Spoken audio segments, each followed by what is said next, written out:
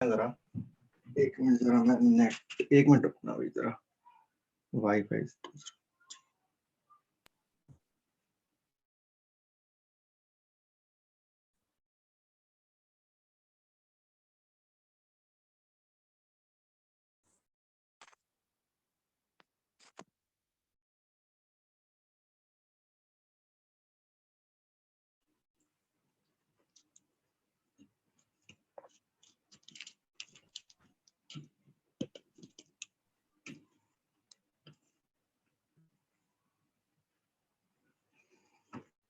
हाँ भाई, तो चलो स्टार्ट करते हैं।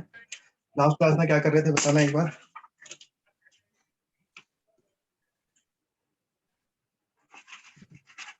लास्ट क्लास में बताओ क्या कर रहे थे। The ratio of the income of expenditure of the family is 10:7 वाला क्वेश्चन था सर। ठीक है, ठीक, चलो आगे चलते हैं जरा। अच्छा, अभी इसके कुछ क्वेश्चन रह रहे हैं, फिर इसके बाद मिक्सचर शुरू करेंगे। मिक्सचर और एलिगेशन वाला पार्ट शुरू करेंगे, ठीक है। तो एक बार ये बताओ, जो हमने एलिगेशन था वो बताओ, मैंने एलिगेशन कहाँ लगता था एक बार बताना। देखते कितने लोगों ने रिवाइज किया। दो चीज दी हुई और उसका टोटल दिया हुआ है। टोटल दिया हुआ चीज अलग अलग और टोटल, जैसे 40 बॉयज 80 गर्ल्स और फिर दोनों का टोटल करके समथिंग सब लगता है सर। ये फिर एप्लीकेशन वो उसको माइनस करते हैं। बहुत तो काम आएगी ये जो चीज। चीज होके एक नई चीज बनाती है ना, मिक्स करते हैं तो एलिगेशन। बहुत बिल्कुल ठीक। देखो भाई, अब जरा ध्यान से एक चीज समझना। जैसे हमने अभी जरा रेशो के 1-2 क्वेश्चन पहले वो कर लेते हैं। क्वेश्चन जरा पहले एक बार समझना। देखो, जब हमने एज वाले क्वेश्चन किए थे तो हम एज वाले क्वेश्चन कैसे करते थे। मैं ये बोलता था कि ए और बी की एक एज है, मतलब इसका रेशो 2 और 3 है, और मतलब 6 साल बाद ये 4 और 5 हो जाते हैं। तो मैं ऐसे लिखता था। तो जब मैं यहाँ पे लिखता था तो मैं सबसे पहले मैंने ये बोला था ना कि यहाँ पर जितने मर्जी साल हो, जैसे मान लो प्रेजेंट में ये है, 6 साल बाद ये हो गया, तो यहाँ पर जितने मर्जी साल हो, यहाँ पर हमेशा जो एज का गैप है वो क्या रहता है, सेम होना चाहिए। सेम रहता है ना। तो यहाँ पर आप सबसे पहले ये एज का गैप चेक करते थे। यहाँ पे एज का गैप कितना है, 1 है। यहाँ पर कितना है, 1। तो यहाँ पर भी ना यही कंसेप्ट हमारे आगे वाले क्वेश्चन में भी काम आता है, जिसमें वो ये बोले कि देखो यहाँ पर भी अगर आप ध्यान देखो, इनके बीच में कितने साल का गैप है, 6 साल में इतना हुआ है, और ये ए 6 साल में इतना हुआ है, तो ये बी भी 6 साल में इतना हुआ है। तो अब क्वेश्चन ऐसे बनते हैं कि भाई जैसे ऐसे ना देकर वो ये बोलेगा कि रेशो ये है, अगर दोनों में 8-8 बढ़ा दिया जाए तो सेम यही कंसेप्ट है, सबसे पहले उसमें सेम होनी चाहिए। तो एज वाला ही पार्ट है। एक बार जरा क्वेश्चन को लिख लो, फिर मैं बताता हूँ क्या है। लिखो जरा क्वेश्चन। पहले एक इनकम वाला क्वेश्चन करते हैं, वो भी सेम ऐसा ही है। लिखना, the income ratio of A and B, the income ratio of A and B is 5:4। The income ratio of A and B is 5:4। A और बी की आय का अनुपात 5:4 है। ए और बी की आय का अनुपात 5:4 है।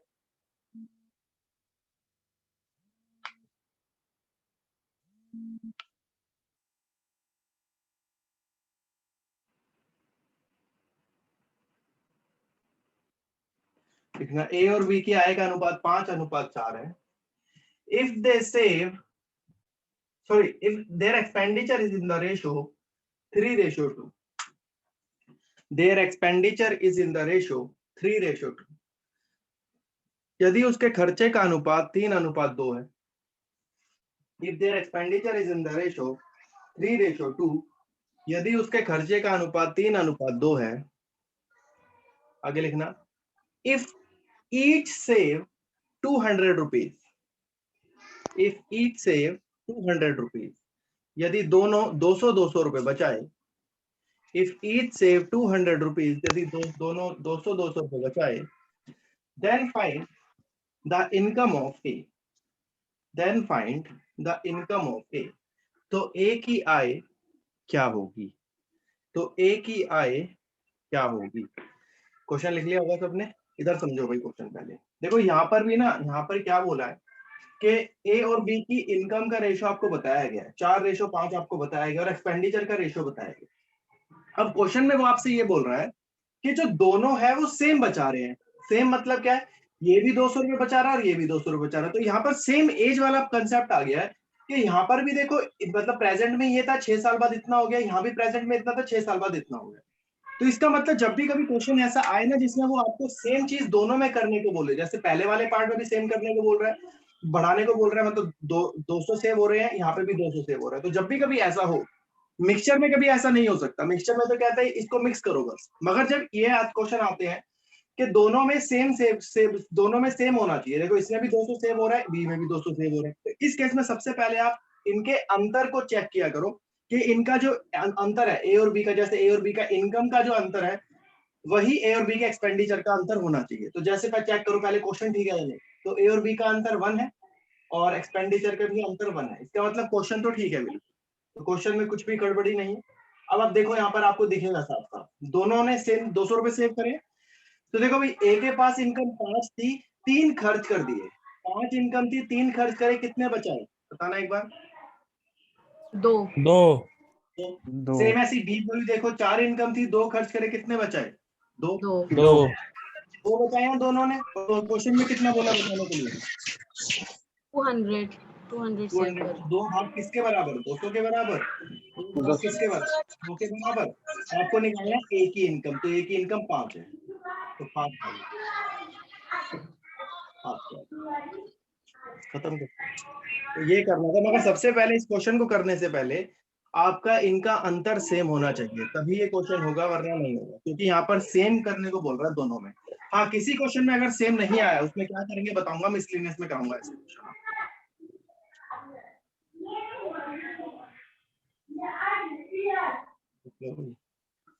या म्यूट कर लो यार। म्यूट कर दूंगा भाई, कहाँ पर आ रही है।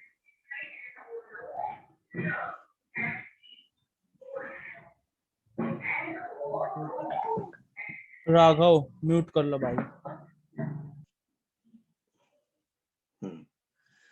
चलो भाई, हो गया क्वेश्चन भाई, चले आगे। एक और देता हूँ, करके देखो ऐसा ही क्वेश्चन।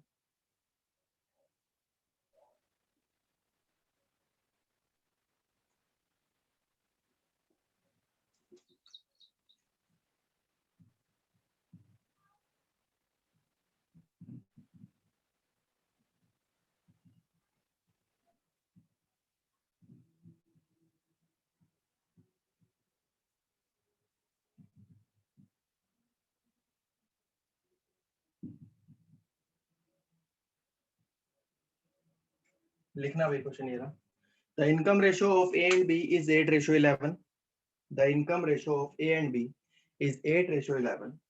ए और बी की आय का अनुपात 8:11 है। ए और बी की आय का अनुपात 8:11 है। And there expenditure is in the ratio 3:5। And there expenditure is in the ratio 3:5, और उसके खर्चे का अनुपात 3:5 है, और उसके खर्चे का अनुपात 3:5 है। If each save 400 rupees, if each save 400 rupees, यदि दोनों 400 रुपए बचाए या 400 रुपए बचाए, then find the income of B, then find the income of B। तो B की आय क्या होगी, करो।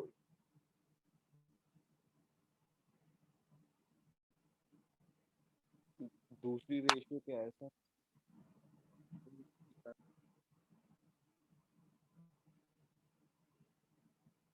करना भी 1 मिनट क्वेश्चन।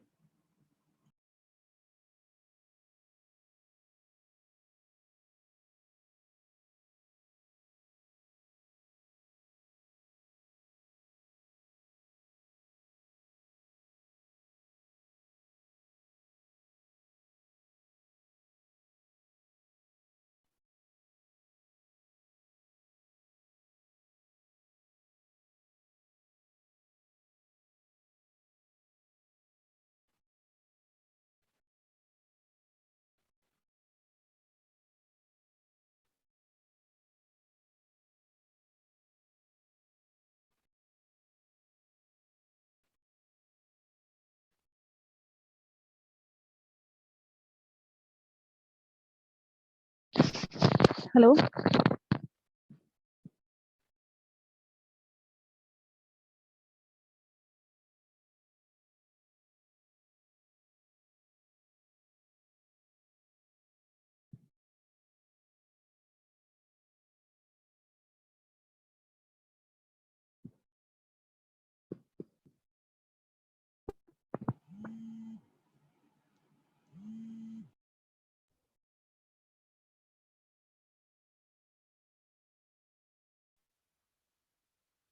सर इनकम एक ही पूछिए क्या सर?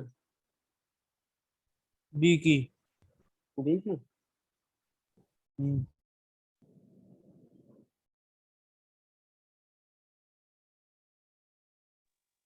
सेविंग कितनी कर रहे हैं? 400। 400। ठीक।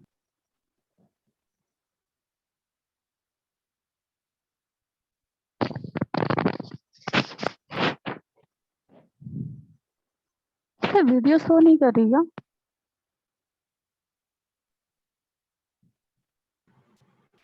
सर कुछ ठीक कर रहे अभी नहीं कर रही है, अभी कुछ कर रहे हैं। हो।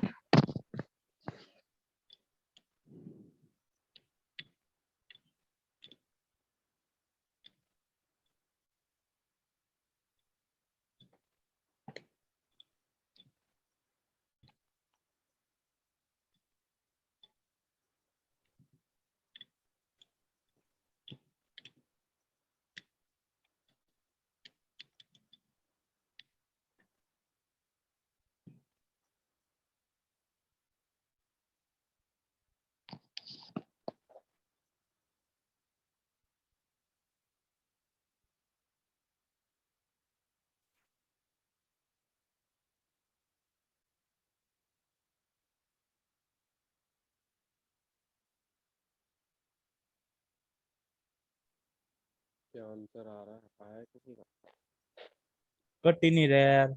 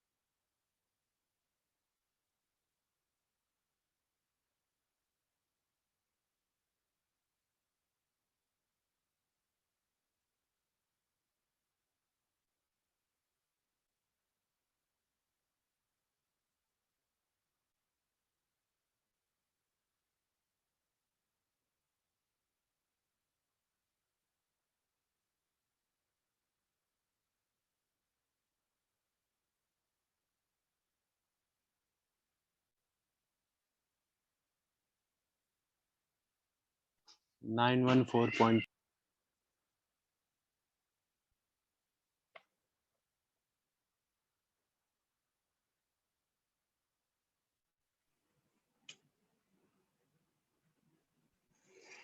हाँ भाई, हुआ किसी का? बताना एक बार। सर 914.2। 9.4 पॉइंट में आ रहा है answer. Yes sir sir, point cut में नहीं आ रहा रहा ना। कट नहीं हो रहा। चलो देखते हैं एक सर बार। पॉइंट 628 कुछ आ रहा है, 628। देखते हैं एक बार। यहाँ पे देखो, सबसे पहले तो ये देखो कि भाई इनका अंतर सेम करना पड़ेगा आपको पहले, क्योंकि ये भी 400 रुपए का और ये भी 400 रुपए। इसका अंतर कितना है? 3 है। 3, इसका नीचे 2 सर। नीचे 2 है, तो 3 और 2 को पहले सेम बनाना पड़ेगा, है या नहीं? Yes sir. बनाओ सेम। कैसे बनाओगे? 3 और 2 का एलसीएम ले 16, लो। 22, क्या आ जाएगा? 22, तो ये 16 दो, आ जब 2 से मल्टीप्लाई करेंगे उधर 3 से, तो गया सर। यहाँ पर आ 16, जाएगा आपका 16, 22 22 और नीचे 9, 15। हाँ, तो करना भाई इसको इसको मल्टी करते हैं। तो 2 से मल्टीप्लाई करोगे 16 हो जाएगा, ये 60, 22 हो जाएगा। 22, तो 3 से कर 9, देगा 9, 9 हो 15, जाएगा, और ये 15। 15 हाँ, ठीक है ठीक है। तो गैप 7 बचेगा फिर। यार यस नहीं सर। सर, 6 बचेगा। 420 बचेगा गैप तो। वीडियो पॉज हो जाएगा। माइक बंद कर लो यार। 400 को ना, जो 400 लिखा है उसको 420 कर लो, फिर कट जाएगी वैल्यू। ठीक है, तो अब अब यहाँ कट देखो, जाएगी सर। इनकम हो गई 16। ठीक है, इनकम हो गई 16 और खर्च कर रहा है वो 9। तो बताओ भाई कितना बचाया? 7। सेम ऐसे यहाँ भी 7 बचाया। तो 7 भाग किसके बराबर रखोगे? 1540। 420। 420 420 किसके बराबर? 60 के। तो आपको निकालना है बी की इनकम। अब बी 11 मत निकालना, बी की इनकम 11 नहीं बची, 22 आएगी। तो 22 पार्ट निकालो, 22 1546 आ गया सर। 1546। हाँ सॉरी। ठीक है, क्वेश्चन मतलब यहाँ पर ध्यान रखना, जब भी सेम होती है ना चीजें, तो वहां पर ये चीज ध्यान रखना कि दोनों में सेम होना चाहिए उनका अंतर। अब जैसे एक और क्वेश्चन कराऊंगा आपको, देखना।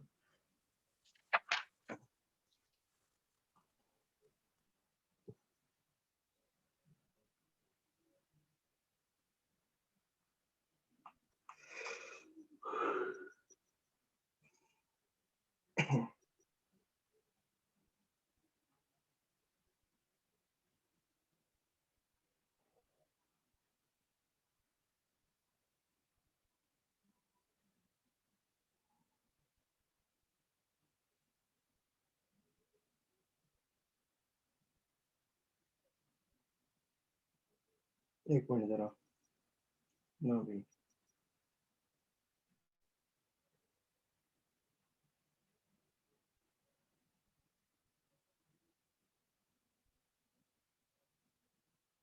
लिखना भी, एक क्वेश्चन लिखो।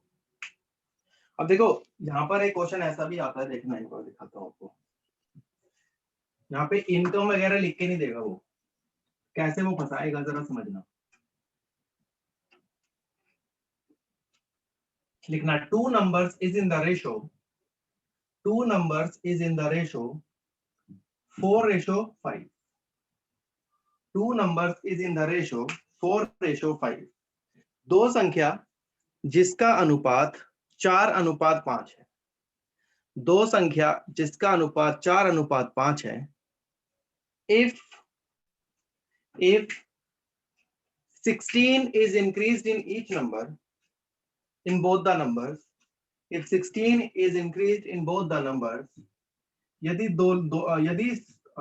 16 दोनों संख्याओं में बढ़ाया जाए, यदि 16 दोनों संख्याओं में बढ़ाया जाए, then find original number of b, then find second number, find original second number। तो वास्तविक दूसरी संख्या क्या होगी? फाइंड ओरिजिनल सेकंड नंबर, तो वास्तविक दूसरी संख्या क्या होगी? चलिए मैं क्वेश्चन रिपीट कर लो। Two numbers is in the ratio 4:5। दो संख्या जिसका अनुपात 4:5 है। दो संख्या जिसका अनुपात 4:5 है।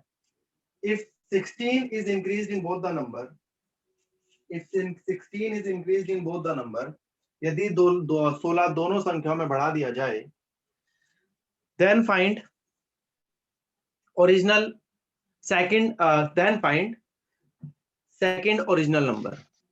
तो दूसरी वास्तविक संख्या कौन सी होगी? सर ये 5:7 तो आपने बोला नहीं हिंदी में। नहीं बोला, लिख लो ना फिर।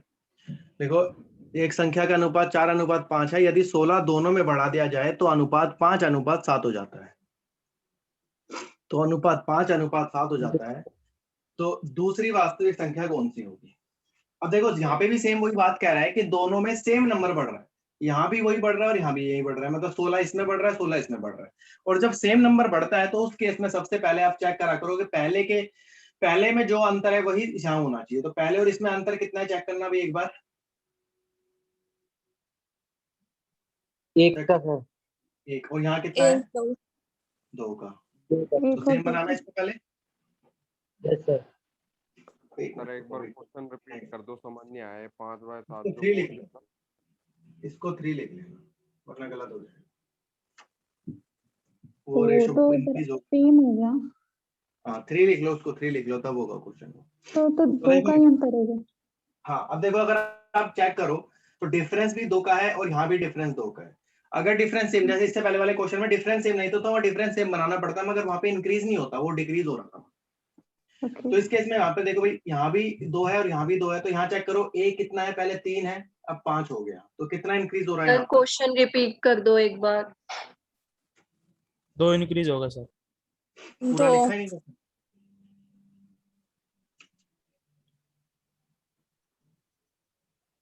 बोलो, दोबारा बोलोगे क्वेश्चन? सर वो इस ब्रेक हो रही है। सर एक बार क्वेश्चन बोल दो। एक मिनट भाई, मेरे यहाँ से प्रॉब्लम हो रही है क्या? सबको प्रॉब्लम हो रही है क्या? यस सर, नहीं तो कभी तो। Yes sir. No sir, no. नहीं सर, कोई प्रॉब्लम नहीं है। ठीक है भाई, नहीं मेरे यहाँ से प्रॉब्लम नहीं, मेरा नेट 40 है। बहुत स्पीड है मेरे नेट की, ऐसा है। देखो देखो यहाँ पर देखना, क्वेश्चन ये था कि दो नंबर्स है, to numbers is in the ratio 3:5, ठीक है। If 16 is increased in both the numbers, यदि 16 इसमें भी बढ़ा दिया जाए, 16 इसमें भी बढ़ा दिया जाए, देन द रेशियो बिकम्स 5:7, तो रेशियो 5:7 बन जाती है। तो फाइंड सेकंड नंबर बताना है आपको, ये वाला ओरिजिनल नंबर, ये क्वेश्चन था। तो देखो भाई, सबसे पहले यहाँ पर भी सेम बढ़ रहा है, यहाँ पे भी सेम बढ़ रहा है, तो जब सेम बढ़ रहा है तो बताया था इनका अंतर सेम होना चाहिए। तो यहाँ चेक करो, इसका अंतर कितना है, 2 है, और इसका अंतर कितना है, 2 है, तो 2 का अंतर है, मतलब क्वेश्चन ठीक है। तो पहले अब चेक करो कितना बढ़ रहा है, तो यहाँ पर 3 था, यहाँ 5 हो गया, तो 2 बढ़ रहा है, और यहाँ भी देखो 2 बढ़ रहा है। क्वेश्चन में बढ़ रहा है कितना, 16, तो 2 भाग किसके बराबर हो जाएगा, 16 के, 1 भाग किसके बराबर हो जाएगा, 8 के। तो इसने पूछा है कि बी का ओरिजिनल नंबर, तो बी ओरिजिनल कितना है, 5 है, तो 5 पार्ट पूछा है, तो 8 इंटू में 5 करोगे, क्या आंसर आएगा, खत्म क्वेश्चन। अब ये क्वेश्चन बहुत बार आया है पेपर में, इसमें स्टूडेंट ये करते हैं पेपर में, 3x अपॉन 5x प्लस में 8 प्लस में 8, और फिर यहाँ अगला क्वेश्चन दिखाऊंगा ना, तो x पैक्स में ही रह जाएगा लिखा हुआ।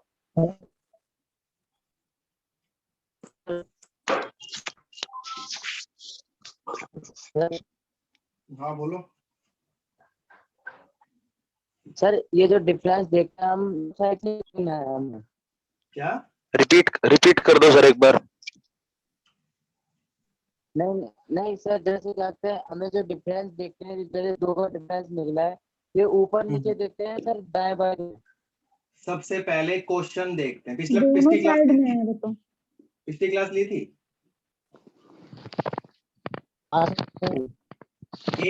एज वाले क्वेश्चन किए थे। हाँ ये थे, तो किए थे, तो वहां पे सब कुछ बताया तो था भाई। यहाँ पर सबसे पहले आप ये चेक करते हो कि क्वेश्चन ठीक है या नहीं। क्वेश्चन ठीक कैसे होगा, यहाँ पर आप चेक करोगे ऊपर वाले का अंतर कितना है, यहाँ 2 है, यहाँ 2 है, ठीक है, तो दोनों छोड़ दो, सेम। सेम होना चाहिए। अब यहाँ से शुरू हो जाए, इसने बोला है कि ए में 16 बढ़ना चाहिए, तो यहाँ चेक करो, ए कितना था, 3 था, 3। कितना हो गया, 5 हो गया, कितना बढ़ रहा है, 2 बढ़ रहा है। ऊपर वाला काम सिर्फ इतना देखने के लिए है कि क्वेश्चन ठीक है या नहीं, ठीक है। सेम ऐसे यहाँ देखो, बी कितना है, 5 है, यहाँ कितना हो गया, 7 हो गया, यहाँ भी कितना बढ़ रहा है, 2 बढ़ रहा है, ठीक है। इसलिए मैं कहता हूँ रिवीजन करनी जरूरी है, जो क्लास में हो शाम को या घर बैठ के रिवीजन उसको करोगे तो आपके लिए सही रहेगा। और अगर क्लास में पढ़ा और रजिस्टर बंद और अगले दिन फिर क्लास में आ गए तो उसका कोई फायदा नहीं, फिर कुछ नहीं समझ आती चीजें, ध्यान नहीं सर, वो तो मतलब दोनों का दो का गैप आ रहा है ना, तो उसमें कंफ्यूजन हो रही है। हाँ नहीं, जैसे अब इस क्वेश्चन में तो चलो 2 का आ गया, हो सकता है किसी में ना आए, वहां से मान लो, अगर मैं इसी को क्वेश्चन को मैं ये ले लेता हूँ, मान लो, रुक जाओ 1 मिनट रुकना, अगर मैं इसी क्वेश्चन में मैं ये ले लेता हूँ, ठीक है, क्लियर। अब देखो, पहले आप ये चेक करो क्वेश्चन ठीक है या नहीं। अब समझ आ गया क्या बोल रहा हूँ मैं, ये सर आप समझ आप इसका तो डिफरेंस 1 है, मगर देखना, ये क्वेश्चन देखने के लिए ठीक है। अब यहीं से चेक करना है आपको ये क्या है, ठीक है। चलो भाई एक और क्वेश्चन लिखते हैं, लिखो भी क्वेश्चन। देखो, 2 numbers is in the ratio, ध्यान से लिखना question, 2 numbers is in the ratio 1:2, ratio 2:3। 2 numbers is in the ratio 1:2 or 2:3.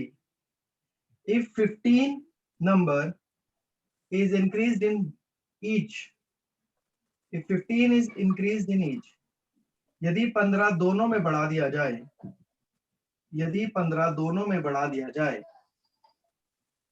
then the ratio becomes, यदि 15 दोनों में बढ़ा दिया जाए, if 15 is increased in each, then the ratio becomes 1:2, ratio 2:2।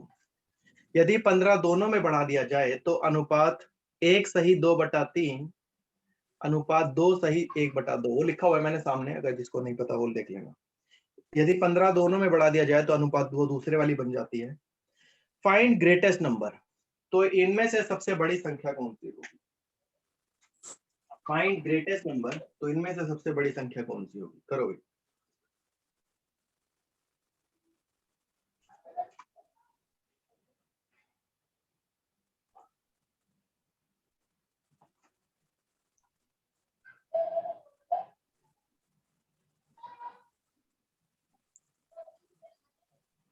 मैंने ऐसा रेशियो सिखाया था आपको बनाना। Yes sir. Yes Yes, sir. sir. Single ratio बताया था, बनाओ इसका। सिंगल रेशियो बनाना पड़ेगा इसका।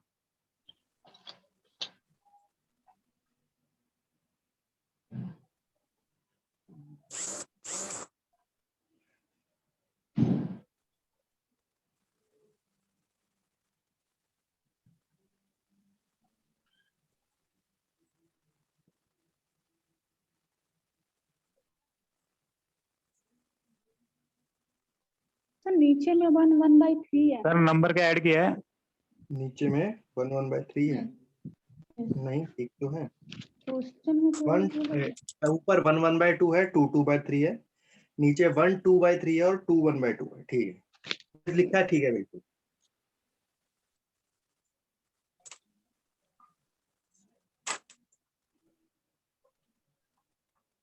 सर 240। 240 सही होगा, बहुत बढ़िया।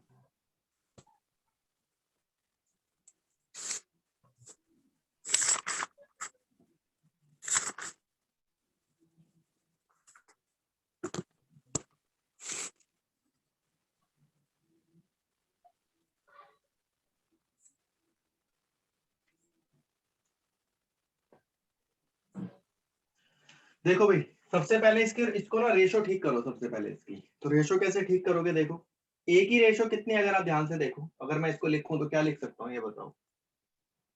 3 3/2 3/2 इसको क्या लिख सकता हूँ मैं? 3 दूनी 6, 8/, 8/3 इसको मैं लिख सकता हूँ 5/3 5/5 और ये हो जाएगा 5। 5/2। अब यहाँ पर अब अभी भी आप आंसर नहीं निकाल सकते यहाँ पर, क्योंकि जब तक सिंगल रेशो नहीं बनेगी तब तक आंसर नहीं निकलेगा। तो यहाँ पर ये मेंस का क्वेश्चन है, सीजीएल मेंस में आया था क्वेश्चन ये। तो देखो भी क्या करना है, सबसे पहले इसको मतलब सिंगल रेशो बनाना। सिंगल रेशो बताई थी मैंने आपको कैसे बनानी होती है, बताना एक बार। सर एलसीएम लेना होता है। एलसीएम ले लो। 3 और 2 का एलसीएम कितना आएगा? 6 आएगा। तो 6 से ये इधर भी मल्टीप्लाई कर दो और 6 से इधर भी कर दो। सेम ऐसे यहाँ भी 3 और 2 का एलसीएम 6 होगा, 6 से इधर भी मल्टीप्लाई कर दो, 6 से इधर भी कर दो। तो इसको काटोगे 3 हो जाएगा, इसको काटोगे 2 हो जाएगा, इसको काटोगे 2 हो जाएगा और इसको काटोगे 3 हो जाएगा। तो ये 3 3 कितना हो गया? अब नीचे लिख लेता हूँ मैं, ए और बी। 3 3 कितना हो गया? 9 रेशो। 8 दूनी कितना हो गया? 16। यहाँ पर चेक करो, ये कितना हो गया? 10 और ये कितना हो गया? 15। ठीक है, क्लियर है भाई यहाँ तक? अब क्या बोला है क्वेश्चन में ये बताना। 15 ग्रेटेस्ट नंबर फाइंड करना है। हाँ मगर अभी और कुछ भी तो बोला है क्वेश्चन में। 15 इंक्रीज होगा। 15 इंक्रीज। अगर 15 इंक्रीज हो जाएगा दोनों में तो ये बोला है इसमें, है ना? मगर Yes, इंक्रीज sir. होना चाहिए। तो आप चेक करो यहाँ पर, अगर आप ध्यान से देखो दोनों में इंक्रीज होना चाहिए 15। यहाँ पर आप चेक करो क्या अंतर सेम है यहाँ पर? पहले तो नहीं, ये चेक। नो यहाँ सर। कितना अंतर बन रहा है? 7 का और हाँ, यहाँ sir. कितना बन रहा है? 5। तो अभी क्वेश्चन ठीक नहीं है, पहले क्वेश्चन ठीक करो। देखो 3 पार्ट में क्वेश्चन, पहला पार्ट तो चलो क्वेश्चन ही था, सबसे पहले ये और फिर ये फिर एक और, 3 पार्ट में क्वेश्चन चल रहा है ये। तो ये क्वेश्चन पेपर में जब आता है ना, तो आधे बच्चे, अगर आपने वो वाला पार्ट किया प्लस प्लस एक्स करके और वो ले गए ना, तो बहुत लंबा खींचना पड़ता है क्वेश्चन। तो यहाँ पर अब इसको मल्टीप्लाई कर दो 5 से और नीचे कर दो 7 से। तो बस करना भाई, कितना हो जाएगा ये कितना हो जाएगा? 45 5 8 80 80 हो जाएगा सर। ये हो गया 70 17 105 और ये 85। ये हो गया। अब चेक करो भाई दोनों में कितना बढ़ रहा है। इसमें कितना इंक्रीज हुआ? 25। 25 इसमें भी कितना इंक्रीज हुआ? 25। 25 तो इसका मतलब 25 क्वेश्चन में इंक्रीज हो रहा है। और क्वेश्चन में कितना बोला इंक्रीज करने के लिए? 15 15। तो 25 भाग 15 के बराबर 1 भाग 15/25। इसको काट लो, ये हो जाएगा 3/5। आपसे क्या पूछा है? ग्रेटेस्ट। ग्रेटेस्ट कौन सा इसमें से? ये या ये? बी वाला सर। 80 80। तो 80 से मल्टीप्लाई कर दो, मल्टीप्लाई। तो ये हो जाएगा 16 पंजे 80, 16 दिए 48 आ गया सर। ठीक है। सबसे पहले आपको क्वेश्चन देखना होता है, उसके बाद जब रेशो बन जाती है, मेंस में आया था क्वेश्चन, इंपॉर्टेंट लगा लेना इसको। सीरियल का सर ये। हाँ सीरियल में। सर ये 25 का एक बार बता देना, 25 कैसा है ये? हाँ बोलो। सर हम इसमें एलिगेशन क्यों नहीं लगा सकते? एलिगेशन पार्ट में कैसे लगाओगे? सर क्योंकि मतलब नहीं। 2 ए भी हो रहा है ना, अगर और रेशियो है और हमें नया नंबर भी दे रहा है कि ये ऐड करके नया क्या आएगा, तो लग नहीं सकती अगर एलिगेशन। 3 कैसे क्यों नहीं बनाओगे लगी? इसमें? 3 जी? कैसे बनाओगे? इसमें 3 कहाँ आ रहे हैं ना? 4 है ना? Yes sir. दोनों में ही बढ़ सर रहा है 2, 16। हाँ 2 हमें दे दिया और फिर हमें वो बोलते हैं कि 15 को ऐड कर रहे हैं। टोटल में नहीं बताया ना, टोटल नहीं, का नहीं, 16 नहीं बोला ना। अगर वो ये बोलता कि 16 दोनों में बढ़ रहा है, मतलब मिला के, यहाँ तो 16 इसमें बढ़ रहा है और 16 जो भी 15 बढ़ रहा है, 15 इसमें बढ़ रहा है, 15 इसमें बढ़ रहा है, अलग अलग बढ़ रहा है। अगर वो ये बोलता है कि इन दोनों में मिलाकर 15 बढ़ रहा है, ठीक है मिलाकर, सर। तो तो एलिगेशन सर हम ऐसे नहीं देख सकते कि दोनों में फिर 30 बढ़ रहा होगा अगर 15-15 बढ़ रहा है तो? नहीं नहीं नहीं, ऐसे नहीं हो सकता, अभी ऐड नहीं कर सकते आप उसको। ठीक। सर जी 25 वाला कॉन्सेप्ट में बता देना। यहाँ चेक करो ना, यहाँ पे ये चेक करो, ये तो क्लियर हुआ ना यहाँ तक, ये रेशियो ज्वाइन करो। जी ठीक है, अब ये बताओ पहले ए कितना था, बताओ जरा। 45। ठीक है, अब कितना हो गया ये? 70। तो कितना बढ़ गया ये बताओ पहले? 25 25 बढ़ गया ना। यहाँ पर क्वेश्चन में देखो 25 बढ़ा है, और जो क्वेश्चन में दे रखा है वो 15 बढ़ा है। इसका मतलब जो 25 भाग है वो 15 के बराबर है, तो एक भाग यहाँ पे। क्लियर है कहाँ से आया 25? Hello sir. हाँ बोलो बोलो। सर एक डाउट था कि ये ए और बी में हम क्या नाम है डिफरेंस को सेम क्यों कर रहे हैं यहाँ पे? कहाँ पर?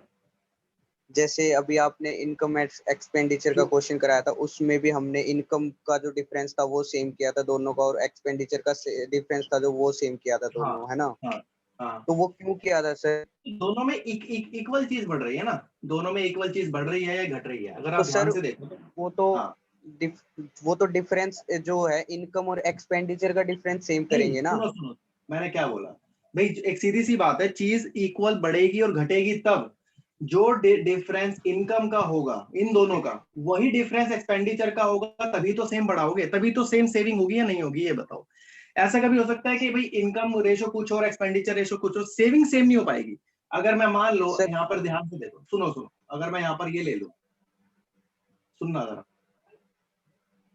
5 और 4, ठीक है, और मैं यहाँ लिख लूं 3 और 1, मैंने ये लिख लिया क्वेश्चन, बताना एक बार। मैंने बोला दोनों में 100 रुपए बचने चाहिए, दोनों में। यस क्या दोनों में 100 रुपए बच रहे हैं सेम? नहीं सर, ये अलग अलग नो है। सर। बच रहे हैं? अब बचा के दिखाओ। नहीं बचते ना, क्यों नहीं बच रहे मैं बता देता हूँ इसका रीजन, सुनो। यहाँ पर अगर आप देख रहे हो तो भाई ए तो 2 बचा रहा है, वो 5 है इनकम, 3 खर्च किया 2 बचाया, 4 इनकम है 3 खर्च किया 3, तो 1 खर्च किया 3 बचा है, तो इनकम तो सेम बची, यहाँ पे सेविंग तो सेम बची नहीं। सेविंग सेम तभी ही बच सकती है जब जो इनका इनकम का रेशो हो, जो इनका इनकम का अंतर हो वही एक्सपेंडिचर का अंतर हो, तो ही सेविंग सेम बच सकती है। अब कि देख लो एक तो बार सर बचेगी, देख लो। हाँ तो सर हम सेविंग को ही सेम नहीं कर सकते? जैसे वहां पे 5 और 3 का डिफरेंस जो है, सेविंग सेविंग तो थी आपको 2, दे रखी है, इधर थी सेविंग 3।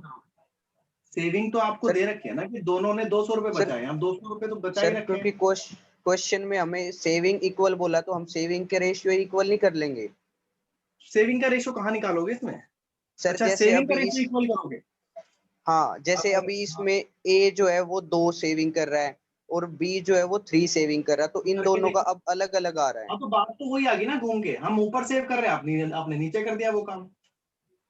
तो मतलब सेविंग को इक्वल करके आंसर आ जाएगा सर ऐसे? अगर आप करते हो इसको, सेविंग आपका 2 और 3 है, तो यहाँ इसका अगर इक्वल करते हो तो कितना बनता है ये? यहाँ पे किससे मल्टीप्लाई करना पड़ेगा? 3 3 से से करेंगे, इधर या 2 किससे से, करना पड़ेगा? 2 तो से। इसको 3 रेशो 2 को इसको डिवाइड करना पड़ेगा आपको, तो ये सेविंग सेम हो गई, मगर यहाँ पर 6 हो जाएगा ना ये टोटल।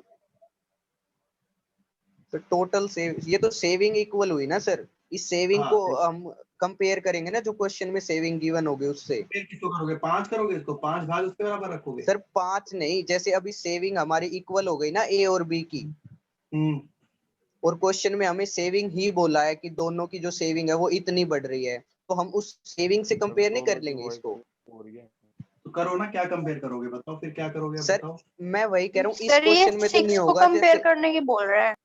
6 को कंपेयर करने सर ही कह रहे हो ना? सर मैं जैसे इस क्वेश्चन में तो कुछ था नहीं है, तो हमने ऐसे ही लिया था। जो आपने अभी इससे पहले क्वेश्चन करवाए इनकम एंड एक्सपेंडिचर के, उसमें भी तो हम ये चीज कर सकते हैं ना, क्योंकि उसमें सेविंग हमें गिवन थी और सेविंग का रेशियो हम सेम कर लें, फिर उससे तो कर लें बताओ उस ना, मैं वही क्वेश्चन तो को। वही तो पूछना चाह रहा हूँ, क्या बोलना चाह रहे हो, मुझे भी खुद नहीं समझ आ रहा क्या कहना चाह रहे हो।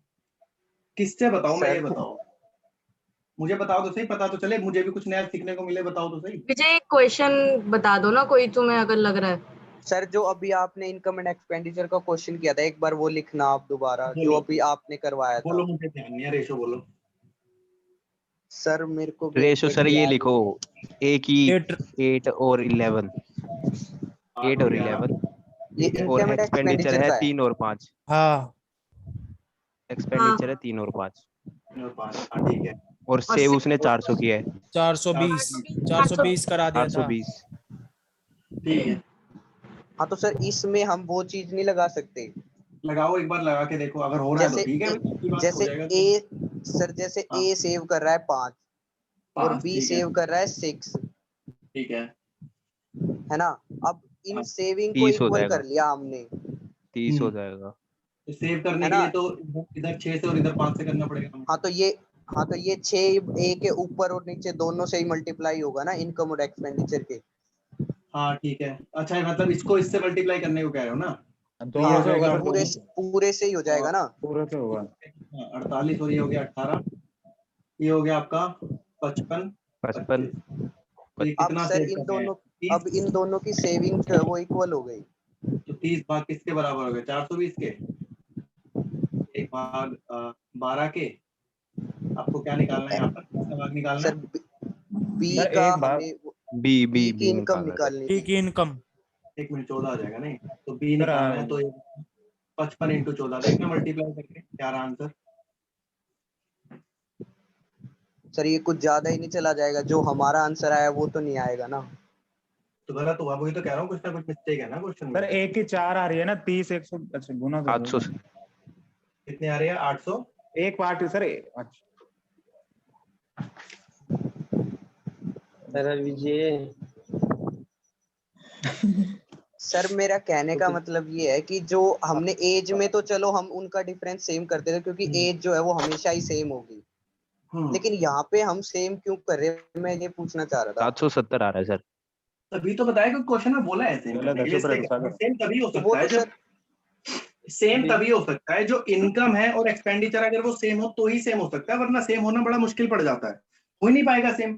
वरना तो फिर इसका एक तरीका यही है, लास्ट अगर बचता है तो फिर ये बचता है जो मैं बताता हूँ, देखो फिर तो या तो सेम यही बचता है वो करने के लिए, ये 8 है ये 11 है, तो अगर मैं ऐसे लिखूं तो सर कितने सेव करें? एक्स से तो सर, तो यही तरीका बचता है फिर इसमें अगर करेंगे तो यहाँ पर भी देखो, जब आप करते हो, मैं बता रहा हूँ हो क्या रहा है, सुनो, जब भी आप यहाँ भी करते हो ना, इसी ये जो चीज बनाई गई वो इससे बनाई गई है, 5 को इधर मल्टीप्लाई करोगे, 3 को इससे करोगे, तो जब इसको इधर उधर लाओगे तो वो सेम ही बन जाता है लास्ट में आकर, और यहाँ से x की वैल्यू निकल जाती है आपके, और फिर यहाँ डालते हो तो आंसर निकलता है। तो मतलब सर फाइनल कंक्लूजन ये है कि हमें ये चीज डिफरेंस सेम करके फिर निकालना पड़ेगा आंसर। हाँ, क्योंकि आप ऐसे निकालोगे तो देखो आंसर में डिफरेंस आ गया काफी ज्यादा। भले उसने क्वेश्चन में बोला है कि सेविंग सेम, हाँ बात ठीक है, मैं जो कह रहा हूँ बात ठीक है, मगर उस बात से अगर हम कर रहे हैं तो आंसर नहीं आ रहा ना हमारा, गलत हो जाएगा। बात तो ठीक है, वैसे कोई दिक्कत नहीं है, ये ऊपर भी मल्टीप्लाई होना चाहिए, नीचे भी। सर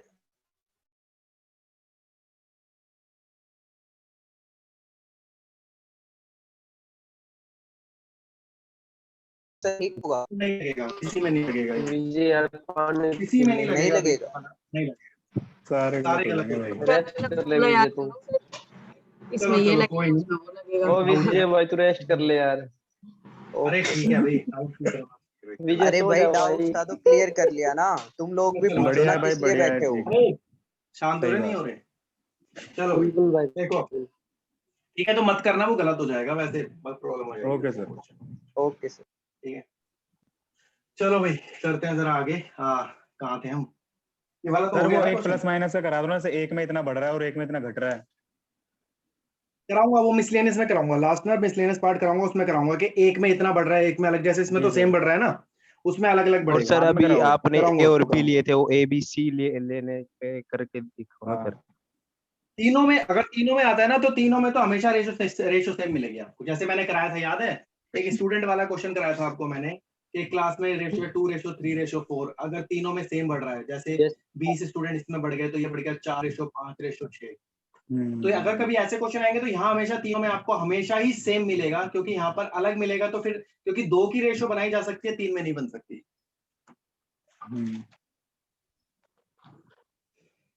क्वेश्चन वो आएंगे जो एग्जाम में हो सकते हैं। और सर वो जैसे जो एग्जामिनेशन होता है, जैसे बुक में दे रखा है कि पास फेल का रेशियो ये है, अगर 35 कम होते तो इतने ज्यादा पास हो जाते हैं। वो तो ऑप्शन से करेंगे। अभी मैं अभी बताता हूँ, मिसलेनियस कराऊंगा, अभी मिसलेनियस में बहुत चीज सिखाऊंगा, अभी तो रुक जाओ, वेट करो थोड़ा सा। अभी बता रहे हैं सर, ये तो आपने बोला। करेंगे अभी तो बहुत चीजें हैं जो मैंने अभी कराई नहीं है। बहुत क्वेश्चन ऐसे हैं जो देखने में लगते हैं बहुत बड़े और ऑप्शन से सेकंडों में होते हैं, तो ऑप्शन से सिखाऊंगा आपको ऑप्शन कैसे उठाए जाते हैं। कुछ क्वेश्चन जो ऑप्शन से हो सकते हैं वो हम ऑप्शन से निपटाएंगे उसको। और सर प्रोपोर्शन, जैसे बुक में क्वेश्चन देखे थे तो बहुत सारे क्वेश्चन तो सब कराऊंगा, टेंशन ना लो, सारी चीज होगी। थर्ड प्रोपोर्शनल, सेकंड प्रोपोर्शन सब होगा, फोर्थ प्रोपोर्शनल, सारी चीज करें। रेशो बहुत बड़ा टॉपिक है, रेशो और ये मिक्सचर बहुत बड़ा टॉपिक है, छोटा नहीं है। एक मिनट सर, जो आपने कॉइन वाले करवाए थे वो वैसे ही क्वेश्चन आएंगे, टाइप वही है? इसके अलावा कुछ है ही नहीं उसमें। ओके।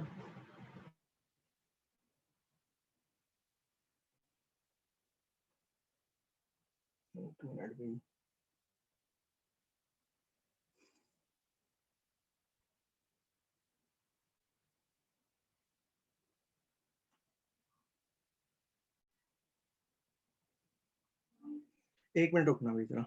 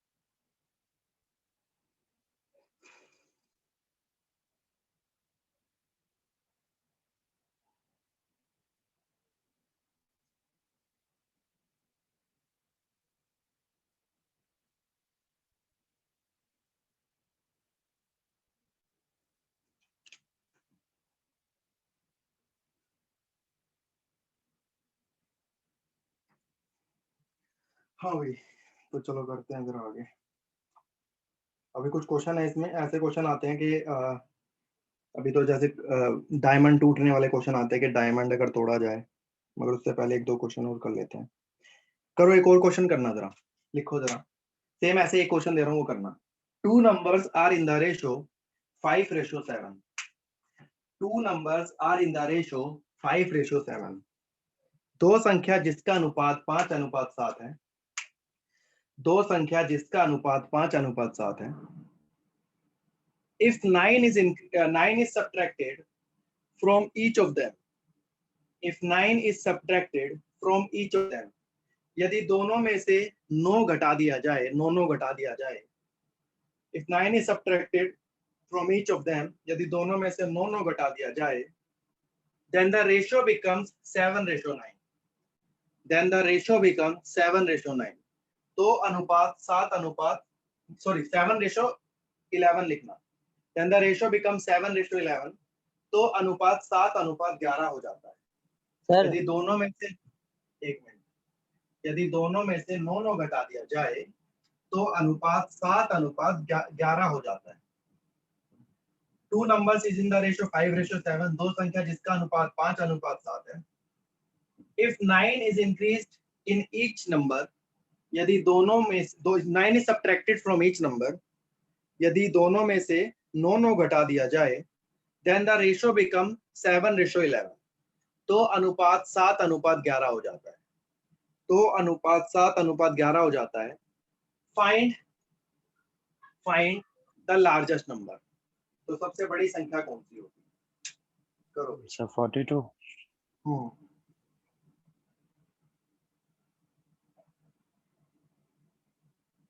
बहुत बढ़िया भाई।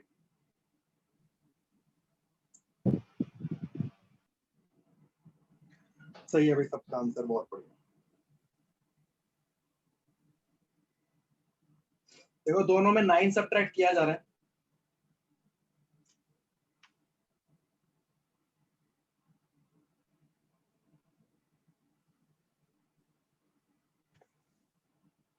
बयालीस 42।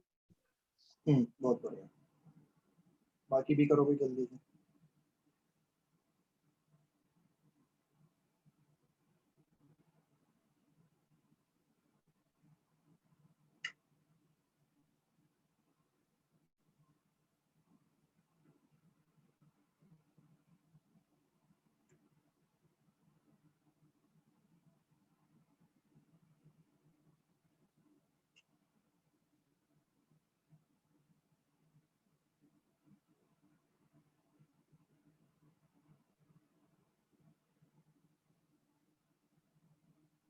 चलो वेट करते हैं। देखो यहाँ पर ये बोला है कि दोनों में कितने बचने चाहिए, सॉरी दोनों में 9 घटने चाहिए।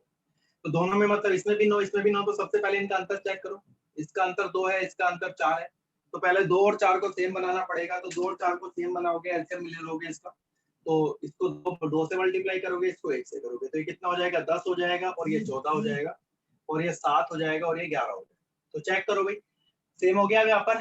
तो 10 था, 10 से 7 हो गया, कितना माइनस करना पड़ा यहाँ पर, देखना एक बार, बोलो भाई। 3 सर 3।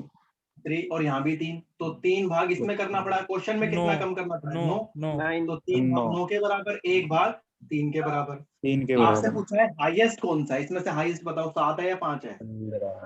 7 है। ये तो 7 भाग निकालना है, तो मल्टीप्लाई करोगे, 7 दिए 21। 42 कैसे आया था, सॉरी एक मिनट सर 14 से इंटू करेंगे ना, 14 से करेंगे। 42 आता है सर। तो 14 इंटू में 3 करोगे 42। ये वाली रेशो नहीं, ये वाली लेनी जो हमने लिखा है। यस सर, ठीक है सर। ठीक है भाई, बहुत बढ़िया। हाँ अरे अब वैसे चलते कर हैं आगे। देते अच्छा 2 into अगले 4 कर देते और नीचे 4। क्या, ये जैसे ऊपर 2 into 4 कर देते और नीचे 4 into 2 करके फिर करके आंसर करते सेम तो आएगा, आता कोई था फर्क क्या? नहीं, सेम पड़ेगा, सेम आएगा। वैसे एलसीएम तो देखा जाए तो 4 ही होता है, मगर आप चलो वो भी कर देते हो तो भी आंसर सेम रहेगा, कोई फर्क नहीं पड़ेगा।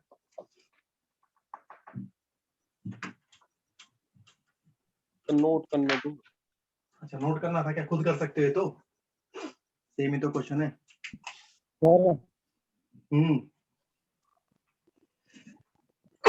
जैसे इन दोनों के ऊपर वाले में 5:7 में 2 का गैप आ रहा था, और 7:11 में 4 का गैप आ रहा था, ठीक है सर। तो सर ऐसे नहीं कर सकते हम, नीचे वाले का गैप होता है ऊपर वाले से मल्टीप्लाई कर सकते हैं क्या क्या मतलब, ये जो 4 है हाँ, ऊपर, तो सर इस 4 को, हाँ इसको, हाँ और उस 2 को नीचे मल्टीप्लाई करते हैं तो सेम हो जाएगा सर। बात तो एक ही आएगी, मगर देखो यहाँ पर वैल्यू बड़ी हो जाएगी, अब आंसर सेम रहेगा, मगर कोई फर्क नहीं पड़ेगा, करते हो भी तो आंसर सेम ही रहेगा। ये 20 हो जाएगा, आंसर आ जाएगा, 28 हो जाएगा, ये कितना है 14, कितना है 22। तो यहाँ पे कितना माइनस हो रहा है, 6 6 हो रहा है, तो 6 भाग हो गया। 6 भाग के बराबर कितना हो रहा है, 9। 6 भाग 9 के बराबर, 1 भाग 9/6 के बराबर। तो आपको निकालना क्या है यहाँ पर, बड़ा वाला भाग कौन सा, 28, तो 28 निकालना है, तो 28 भाग निकाल लो, तो ये हो गया 9/6 इंटू में 28, काट लो, 3 से कट जाएगा, 3 3 9, 3 दूनी 14, और 14 3 कितना हो गया, 42। सेम आएगा, आंसर सेम आएगा, बस वैल्यूज बड़ी हो जाती है यहाँ।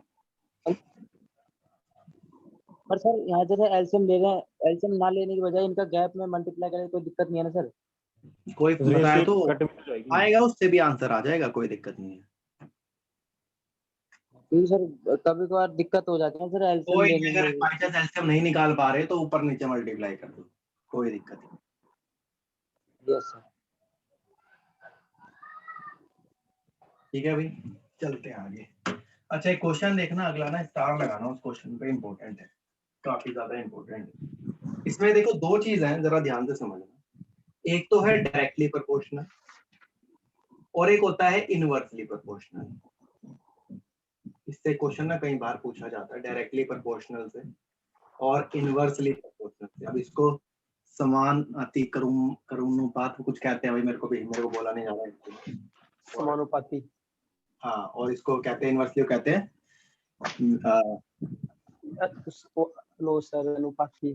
हाँ, मतलब जो भी है ना लिख लेना हिंदी वाले, समान अनुपाती इसको कहते हो, इसको देख लेना विक्रम। बोला नहीं जा रहा, ठीक है ना, लिख लेना। अब सुनो भाई, डायरेक्टली प्रोपोर्शनल होता है। देखो अगर मैं बोलूं कि A is directly proportional to B, इसका मतलब मैं बोलूंगा A इज, ये होता है डायरेक्टली प्रोपोर्शनल का साइन। डायरेक्टली मतलब A इधर हो जाएगा, B हो जाएगा। और अगर इनवर्सली बोलूं तो ये हो जाता है A is inversely proportional to. Inversely ऐसे लिखा जाता है, डायरेक्टली ऐसे लिखा जाता है। ठीक है, ये चीज जरा ध्यान रखना, बड़ा इंपॉर्टेंट है। अब इसके ऊपर क्वेश्चन आता है, मगर एक और चीज ध्यान रखना कि जब हम ये प्रोपोर्शनल का साइन हटाते हैं, जैसे यहाँ पर देखो डायरेक्टली और यहाँ पे इनवर्सली है, जब हम ये डायरेक्टली का या इसका साइन हटाते हैं, तो अगर मुझे इसको हटा के इक्वल टू लगाना है, तो ये साइन हटाने के बाद यहाँ पर के लिख दिया जाता है और इसके साथ ये जो बी है वो लिखा जाएगा। सेम ऐसे अगर मैं इसको भी लिखना चाहूँ तो अगर इसको हटाने की जगह इक्वल टू लिखूंगा तो यहाँ पर के लिख दिया जाएगा और इनटू में 1/b होगा। तो ये चीज ध्यान रखना, अगर आप ये प्रोपोर्शनल हटाते हो तो हटाकर इक्वल टू लगाने के बाद वहां पर के लिख दिया जाता है। तो ये इंपॉर्टेंट है काफी ज्यादा, इसके ऊपर क्वेश्चन भी आए हुए कई बार, कराता हूँ कैसे आया है क्वेश्चन वो कराऊंगा आपको इसमें। फिर के क्या होता है? A constant.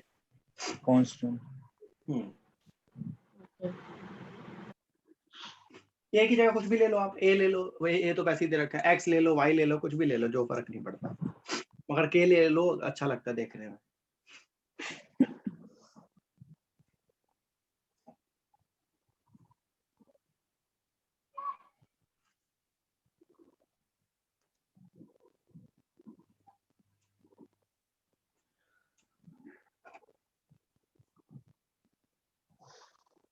क्लियर है भाई, चले आगे।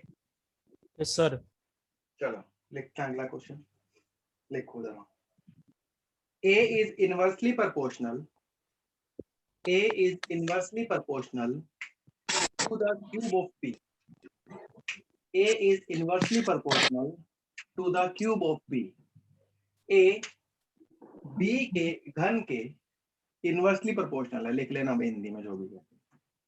A B के घन के इनवर्सली प्रोपोर्शनल है if A is equal to 3 and B English में। A is inversely proportional. A is inversely proportional to the cube of B.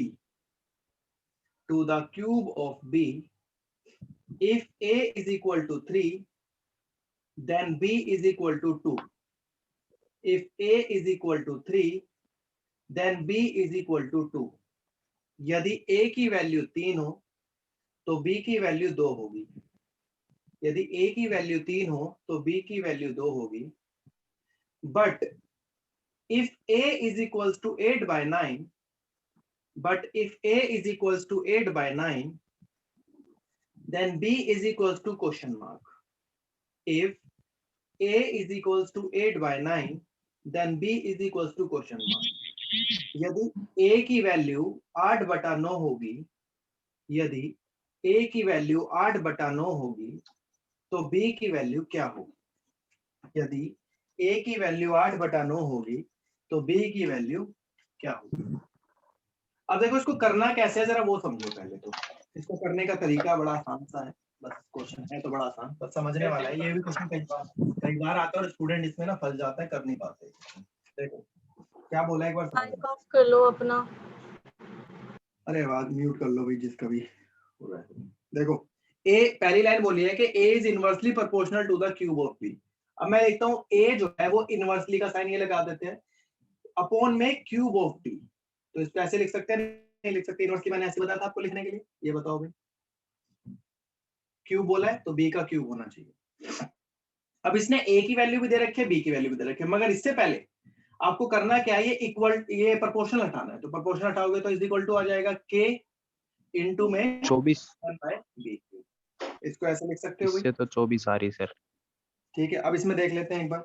अब इसमें वैल्यू डाल लो एक बार जो दे रखी है। A की वैल्यू 3 है तो यहाँ 3 डाल लो भाई, इधर 3 लिख लो। इज इक्वल टू K को ऐसे ही छोड़ दो। B की वैल्यू कितनी दे रखी है? 2, तो ये हो जाएगा 2 का क्यूब। तो कितना हो जाएगा 3 8 इंटू के 3 अपॉन में 8 और ये 8 ऊपर चला जाएगा तो के की वैल्यू कितनी आ जाएगी यहाँ से 24 आ 24 जाएगी। ठीक है, हमें पता चल गया के की वैल्यू। अब क्या करना है, अगर उसने क्वेश्चन पूछा है कि अगर ए की वैल्यू 8/9 हो तो बी की वैल्यू बतानी है। अब फिर से दोबारा से यही वाली इक्वेशन लिख दो लाकर कि a इज इक्वल टू के इंटू में 1/b³। फिर से दोबारा से अब यहाँ पर a की वैल्यू जो अब दे रखी है वो डालो, a की वैल्यू 8/9 है वो डाल दो, k की वैल्यू आपको यहाँ से 24 आ गई है तो यहाँ 24 डाल दो और b की वैल्यू आपको निकालनी है।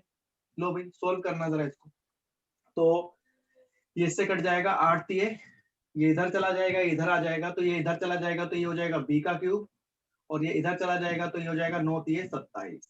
तो b की वैल्यू निकालनी है तो क्यूब हटाओगे तो दोनों साइड क्यूब रूट, इस साइड हो जाएगा 27 का क्यूब रूट, तो b की वैल्यू कितनी आ जाएगी 3। क्वेश्चन आता है एग्जाम में कई बार, तो सबसे नहीं पहले आया तो सर, आप जो क्वेश्चन में बोला है वो लिख लो, a is inversely proportional to the cube of b, जो लिखा गया है क्वेश्चन में ये लिख लिया। इसको हटाकर इसको हटाओगे इक्वल टू लगा दो, यहाँ k लिख दो और ये वाली तो वैल्यू सेम रहेगी। अब यहाँ जो वैल्यू दे रखी है वो डाल दो, a की वैल्यू भी दे रखी है, b की वैल्यू भी दे रखी है, डाल दो। यहाँ a 3 है b 2 है तो a की वैल्यू 3 हो गई, b की वैल्यू 2, 2 का क्यूब 8 हो गया, 8 इधर जाएगा तो k की वैल्यू 24 आ जाएगी। अब ये एक पार्ट हमारा खत्म हो गया। अब सेकंड पार्ट पे आएंगे जिसने बोला है उसने कि यदि a की वैल्यू 8/9 हो तो b की वैल्यू क्या होगी। फिर से ये वाली जो इक्वेशन है ये वाली फिर से दोबारा से लिख लो, मैंने फिर से लिख ली कि a इज इक्वल टू के इंटू में 1/b³। a की वैल्यू अब 8/9 दे रखी है इज इक्वल टू के आपके पास यहाँ से आ गया जो हमने निकाला है, क्या आ गया 24, तो यहाँ 24 डाल लो और 1/b³ को लिख लो क्योंकि b की आपकी वैल्यू निकालनी है। अब इसको सोल्व करोगे तो देखो 8 से 24 कट जाएगा, 3 हो जाएगा। ठीक है, 9 ऊपर चला जाएगा, ये b³ वहां चला जाएगा तो 9 ऊपर जाएगा 27 हो जाएगा, b³ यहाँ चला जाएगा तो b³ की वैल्यू 27 के बराबर हो जाएगी। अगर ये मुझे क्यूब हटाना है तो इस साइड मुझे अंडर क्यूब लगाना पड़ेगा और जब 27 का अंडर क्यूब खोलते हो तो कितना आता है भाई 3 3 3, 27 को 3 बार लिखते हो ना तो इसलिए आंसर क्या आएगा उसका 3 आएगा। सर हाँ बोलो। सर इसमें पहली लाइन में दिया हुआ कि b के घन के इनवर्स प्रोपोर्शनल है, ठीक है सर। ये जो है वो b के घन के, b का घन ही तो लिखा है। यस सर, फिर उसके बाद लेकिन फिर उसके बाद a और b के फिर दोबारा नहीं बोल रहा ना घन के लिए। अरे तो क्वेश्चन उसने क्वेश्चन पढ़ो पहले, उसने बोला एक पहली कंडीशन साफ साफ बता दी उसने कि a जो है b के घन के बराबर है, पहली लाइन साफ साफ बोल दी। अब उसने बोला कि a की वैल्यू ये होगी तो b की वैल्यू ये होगी, अगर a की वैल्यू ये होगी तो b की वैल्यू ये होगी। अब क्वेश्चन में अगर a की वैल्यू 8/9 होगी तो b की वैल्यू क्या होगी ये पूछा गया है। तो ये क्वेश्चन तो जो इसने बोल रखा है ये तो शुरू से लेकर लास्ट तक के लिए बोल रखा है ना, उसने तो कंडीशन दे दी कि ये तो इसके बराबर होगा, मगर इसी कंडीशन में अगर a की वैल्यू ये होगी तो b की वैल्यू ये आएगी, तो a की वैल्यू अगर ये होगी तो b की वैल्यू क्या आएगी। तो दोनों केस में तो यही वाली कंडीशन चलाओगे ना, अलग अलग थोड़ी चलेगी उसमें। Okay sir.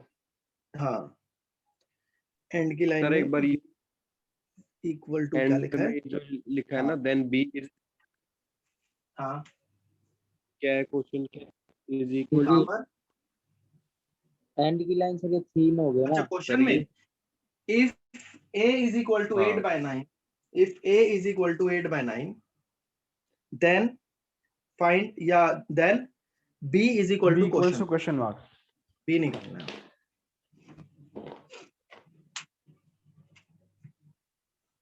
तो b निकल गया, देखो लास्ट में आके b निकला। इसको इंपॉर्टेंट लगाना भी, कई बार आया हुआ है पेपर में, देखा गया कई बार क्वेश्चन। सर ऐसे कुछ नहीं और बोलना कुछ न बोल दो। क्या कह रहे हो, मेरे को आवाज कट कट के आ रही है अभी। मैं ये कह रहा हूँ सर एक क्वेश्चन सर एक बार समझ एग्जांपल के लिए समझ नहीं आएगा क्वेश्चन, समझा दो सर एक बार। फिर समझाऊं? Yes sir. कहाँ से समझ नहीं आया ये बताओ। आ गया सर। कहाँ से नहीं आया ये बताओ भी। स्टार्टिंग से बता दो। स्टार्टिंग से बता दो। Yes sir. पढ़ो पहले क्वेश्चन पढ़ो भी क्या लिखा है। पढ़ो question. if A is equal to 8 by 9, then B. Bolt, अरे शुरू से पढ़ो। शुरू तो पढ़ भाई। भाई जहाँ क्यूब वगैरह लिखा था वहां से पढ़। लिखा नहीं क्या क्वेश्चन? A is बीच में मैं inversely डिस्कनेक्ट हो proportional गया to the था, cube बीच of B. में डिस्कनेक्ट हो गया था। कोई बात नहीं, मैं बोल देता हूँ। कोई नहीं। A is inversely proportional to the cube of B.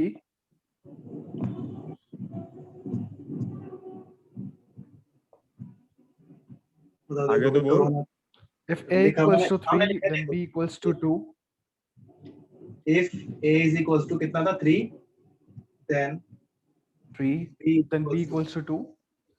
आगे if But A if is equals to 8 by 9 equals to 8 by 9, B की वैल्यू निकाल। B B equals equals to to question mark.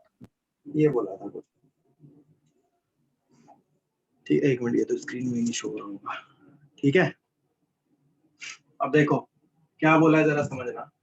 A पहली line बोलिए A is inversely proportional to the cube of B, तो यहाँ पे लिखना A is inversely का sign ये हो गया to the cube of B। Inversely मतलब नीचे आ जाएगा क्यूब ऑफ B। अब यहाँ पर क्या करना है, इनवर्सली हटाना है आपको, तो हटाओगे तो इज इक्वल टू लग जाएगा और यहाँ पर k आ जाएगा और इनटू में 1 by b क्यूब आ जाएगा। अब पहली लाइन में जो वैल्यू दे रखी है वो डाल लो यहाँ पर। तो पहली लाइन में a की वैल्यू 3 दे रखी है, b की वैल्यू 2 दे रखी है, वो यहाँ पर डाल लो दोनों। तो यहाँ a की वैल्यू 3 लिख लेते हैं, इनटू में k, और b की वैल्यू 2 हो जाएगी, तो 2 का क्यूब, तो 2 का क्यूब 8 हो जाएगा, 8 इधर चला जाएगा, तो k की वैल्यू कितनी आ जाएगी, 24 आ जाएगी। ठीक है भाई। अब क्वेश्चन में बोला है कि अगर a की वैल्यू 8/9 है तो b की वैल्यू क्या आएगी। इक्वेशन तो यही है, यहीं से सोल्व करना है आपको दोबारा। तो फिर से लिख लो a is equals to k into में b का क्यूब। a की वैल्यू 8/9 दे रखी है, 8/9 लिख लो। a की वैल्यू 24 दे रखी है, 24 लिख लो। b की वैल्यू आपको निकालनी है और सोल्व कर लो इसको। तो ये करोगे, ये 3 हो जाएगा, ये ऊपर जाएगा 9 3 27 का लगेगा, तो b की क्यूब आ जाएगा 27। अब आपको b की वैल्यू निकालनी है, तो क्यूब हटाना है, तो दोनों साइड क्या करोगे, क्यूब रूट कर दोगे इसको। तो ये कितना हो जाएगा, 27 का क्यूब रूट कितना होता है, 3 होता है। सर ये जो क्यूब है वो फॉर्मूले के अंदर है। कहाँ पर? b क्यूब फॉर्मूले के अंदर है, लिखा तो है, वो दे रखा है ना क्वेश्चन में। b इज इक्वल टू 2 है ना क्वेश्चन में, तो नहीं, ये पढ़ो ना। B क्यूब दे रखा मैं है सर। b क्यूब पूछ रहा हूँ ना। प्रोपोर्शनल टू b क्यूब लिखा हुआ है already. a is inversely proportional to the, क्या लिखा है? अच्छा क्यूब लिखा है, ओके सर।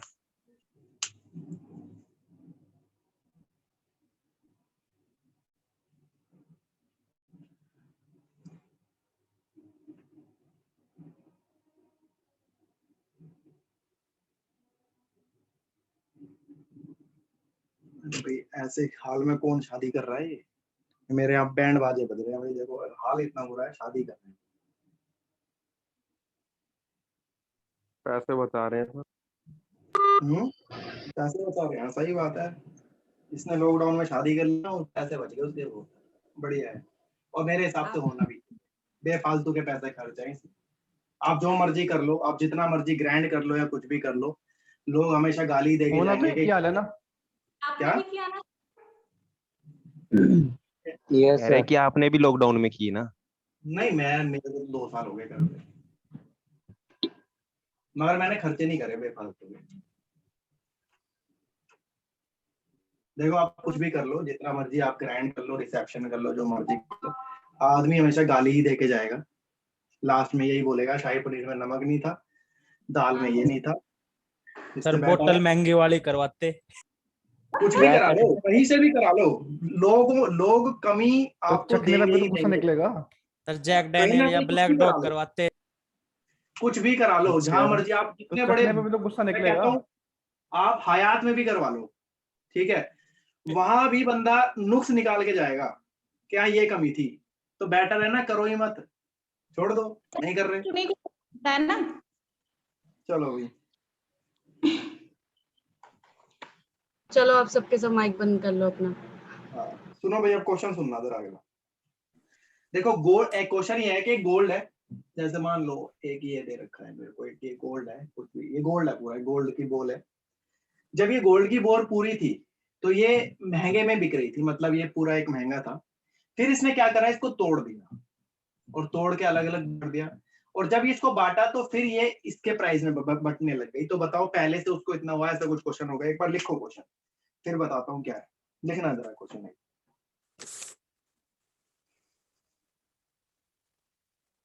लिखो, the price of gold is directly proportional to the square of its weight. The price of gold is directly proportional to the square of its weight. ठीक ना? एक सोने का मूल्य, एक minute, the price of gold is directly proportional to the square of its weight. देखना, एक सोने का मूल्य उसके वजन के वर्ग के डायरेक्टली प्रोपोर्शनल है। सोने का मूल्य उसके वजन के वर्ग के डायरेक्टली प्रोपोर्शनल है। A person broke down the gold in the ratio, a person broke down the gold in the ratio 3:2:1। A person broke down the gold in the ratio 3:2:1। यदि एक आदमी सोने को 3:2:1 में तोड़ दे, यदि एक आदमी सोने को 3:2:1 में तोड़ दे, एंड सोल्ड, और उसके बाद उसे बेच दे, एंड सोल्ड, और उसके बाद उसे बेच दे, then in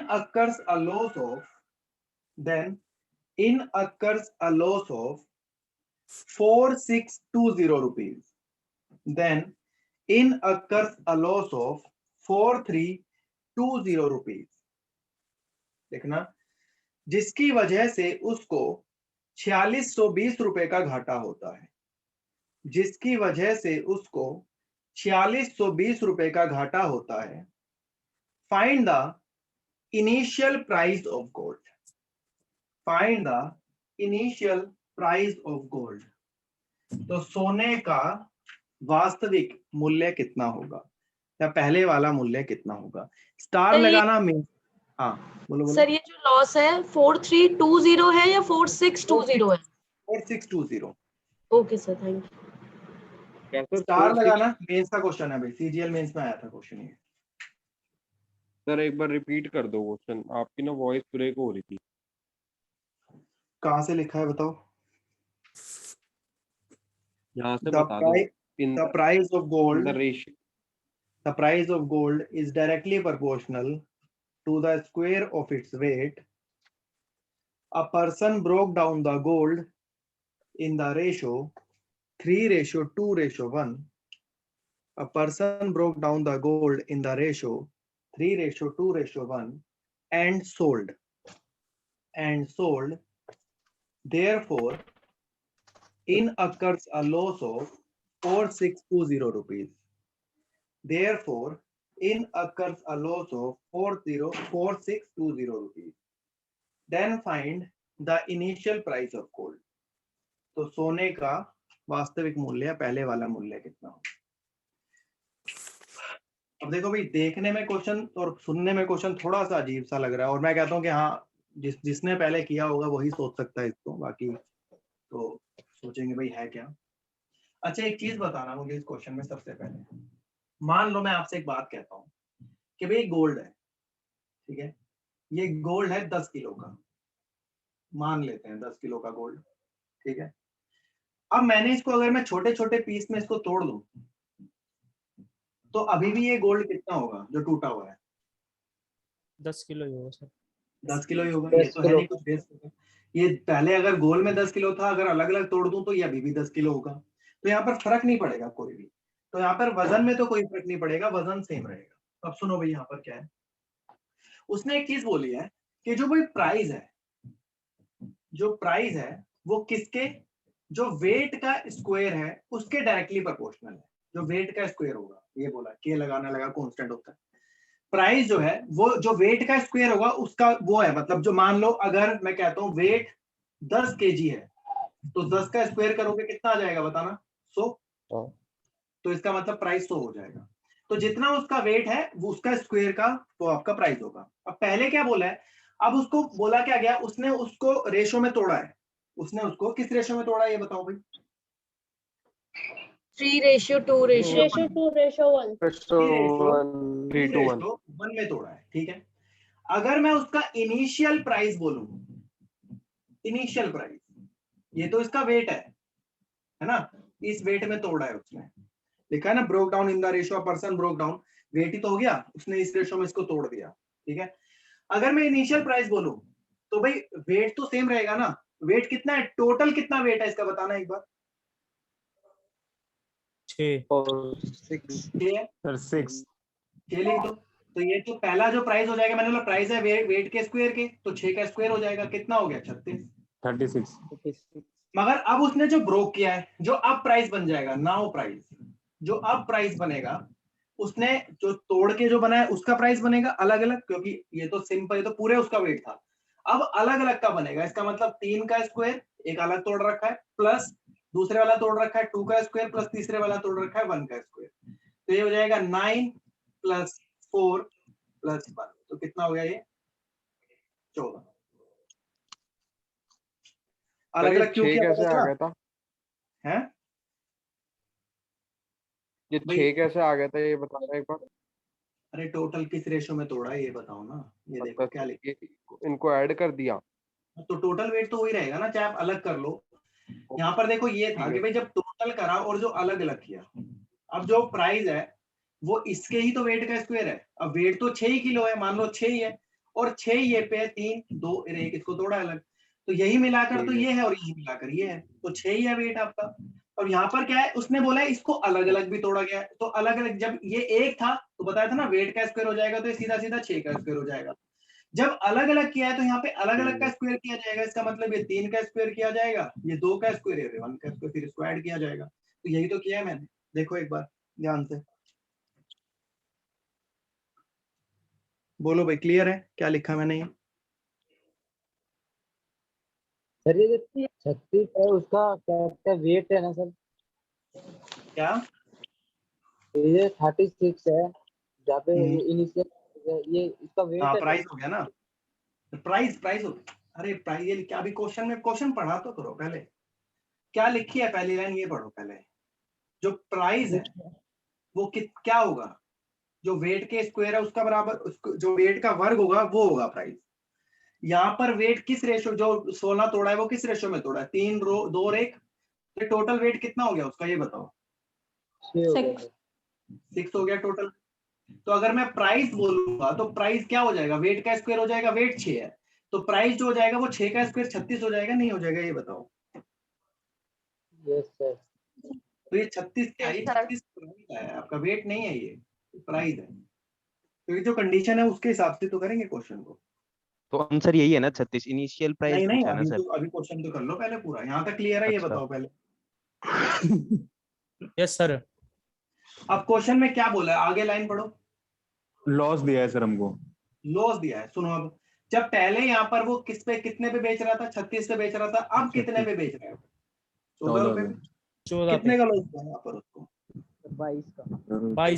22 रुपए। क्वेश्चन में कितने का लॉस हुआ, 4620। 4620। 4620। 22 भाग 4620 के बराबर, एक भाग निकाल लो, 40 22 210 आ जाएगा ये, ठीक है। सर अब आपको 1 भाग 210 के बराबर निकालना क्या है क्वेश्चन में, इनिशियल प्राइस कौन सा इनिशियल, 36 होता है, 36 36 से बना।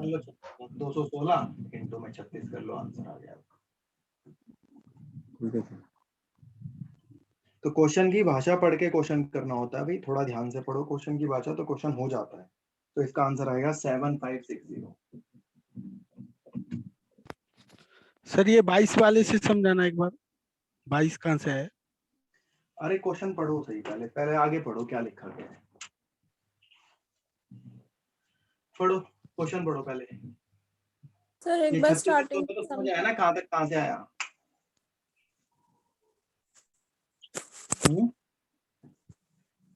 36 minus 14 से 22 आ गया। ठीक है सर।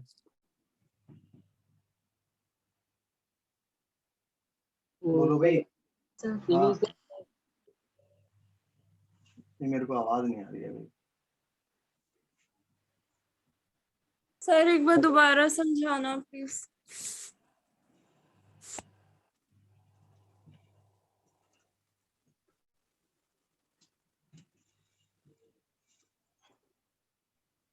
रुको भाई 1 मिनट। हाँ, दोबारा बताओ। Yes sir.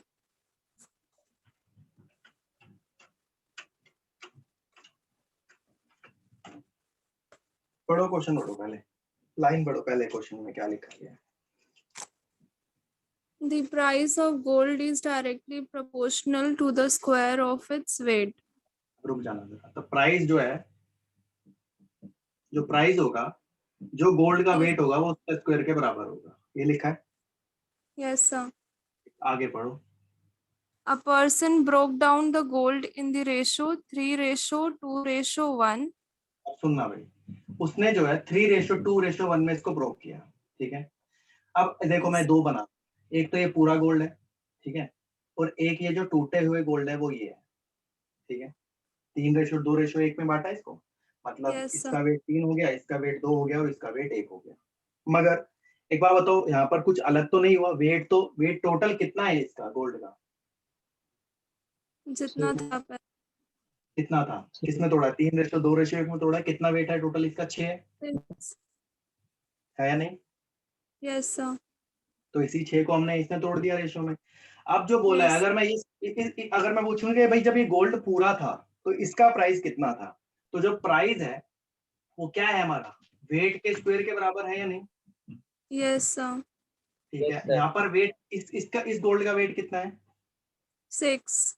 6 है। तो मैं प्राइस निकालूंगा यहाँ से, 6 का स्क्वायर लिखूंगा तो क्या आ जाएगा? 36 आ जाएगा। 36. Yes sir. इसका प्राइस आ गया 36। अब मैं अगर इसकी बात करूं, इसका प्राइस ये अलग अलग है, ये गोल्ड अलग है, ये गोल्ड अलग है, ये गोल्ड अलग है, तो इसका स्क्वायर अलग होगा, इसका स्क्वायर अलग होगा, इसका स्क्वायर अलग होगा। तो जो प्राइस बोलूंगा वो क्या हो जाएगा?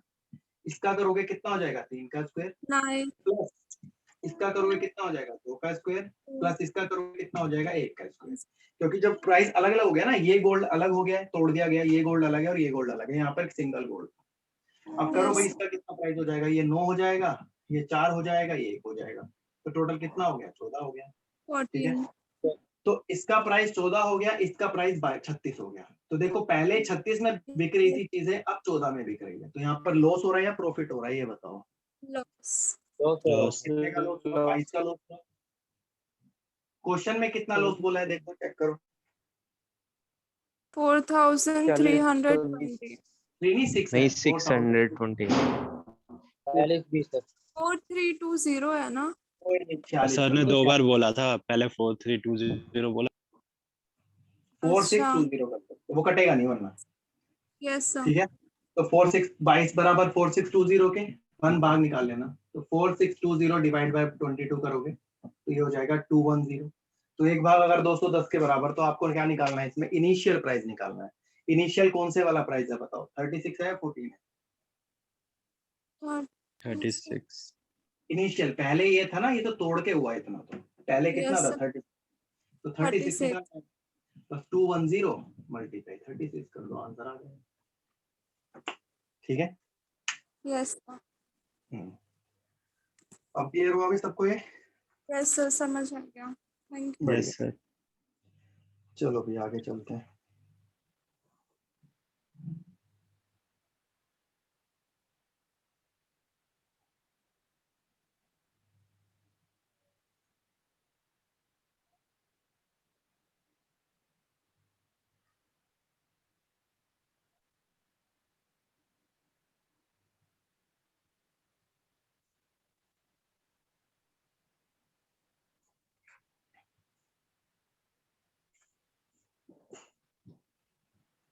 अच्छा, एक क्वेश्चन दे रहा हूँ होमवर्क के लिए, करना जरा, ट्राई करना, हो जाए तो अच्छी बात है, नहीं हुए तो कोई बात नहीं, मैं कराऊंगा। क्वेश्चन लिखो, स्टार लगा लेना, मेंस का क्वेश्चन है, सीजीएल मेंस में आया था। लिखो, प्रीलिम्स तक का पार्ट आपको करा चुका हूं मैं, अब मेंस के पार्ट कर रहे हैं हम क्वेश्चन में। लिखो, ratio of land and water on earth, ratio of land and water on earth is 1:2. Ratio of land and water on earth is 1:2. पृथ्वी पर धरती और पानी का अनुपात, पृथ्वी पर धरती और पानी का अनुपात 1:2 है। पृथ्वी पर धरती और पानी का अनुपात 1:2 है। आगे लिखना, ratio of land and water in northern hemisphere is 2:3. Ratio of land and water or northern hemisphere is 2:3. उत्तरी गोलार्ध पर धरती और पानी का अनुपात 2:3 है। उत्तरी गोलार्ध पर धरती और पानी का अनुपात 2:3 है। Find the ratio of land and water in southern hemisphere. Find the ratio of land and water on southern hemisphere. तो दक्षिणी गोलार्ध में धरती और पानी का अनुपात क्या होगा? तो दक्षिणी गोलार्ध में धरती और पानी का अनुपात क्या होगा? सर एक बार क्वेश्चन रिपीट कर दीजिएगा प्लीज। कहाँ से बताओ? एक minute. Ratio of land and water on earth is 1:2. धरती पर या पृथ्वी पर धरती और पानी का अनुपात 1:2 है। Ratio of land and water in northern hemisphere is 2:3. उत्तरी गोलार्ध पर धरती और पानी का अनुपात 2:3 है। उत्तरी गोलार्ध पर धरती और पानी का अनुपात 2:3 है। Then find the ratio of land and water in southern hemisphere.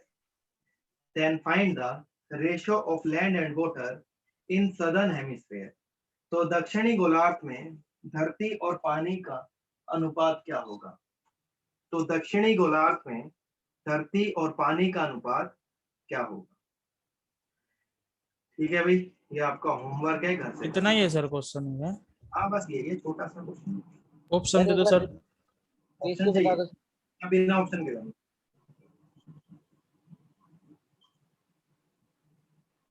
Sir एक बार दोबारा रेशियो बता देना। कहाँ से बताऊंगा? तो 2 बार बोल दिया क्वेश्चन।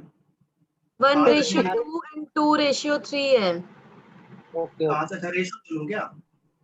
1:6 और 2:3 है। 1:2 और हो गया। 1:2 और 2:3।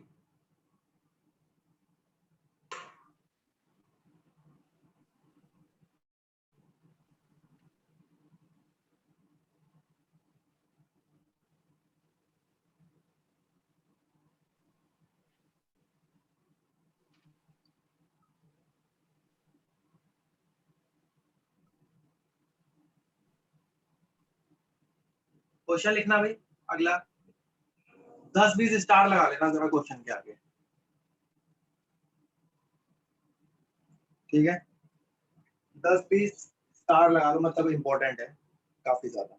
देखो 1 ईयर एगो, ये भी मेंस का क्वेश्चन है मगर सीजीएल में भी प्रीलिम्स में भी एक बार देखा गया है। लिखना जरा, 1 year ago the ratio of income of A and B is 3:5.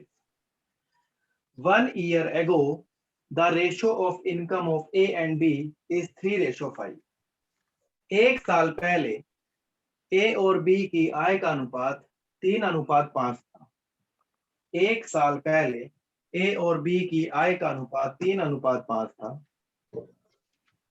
The ratio of their last year income to current year income. The ratio of their last year income to current year income. देखना, तो पिछले साल और इस साल की आय का अनुपात 2:3 और 4:5 है। पिछले साल और इस साल की आय का अनुपात 2:3 और 4:5 है। The ratio of their last year income to current year income is 2:3 and 4:5.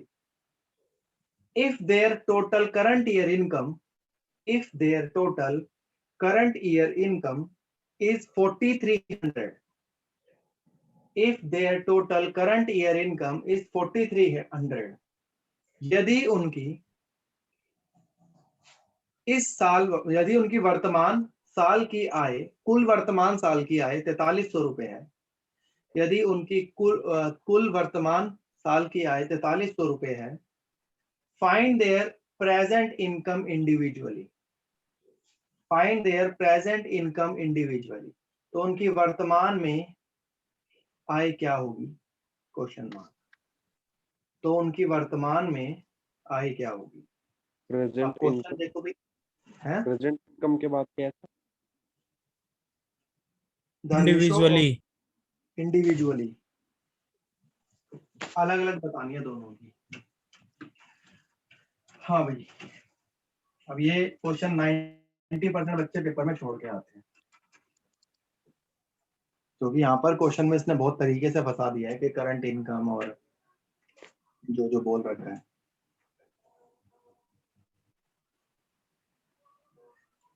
Try करो, देखो होता है क्या, मैं कराता हूँ।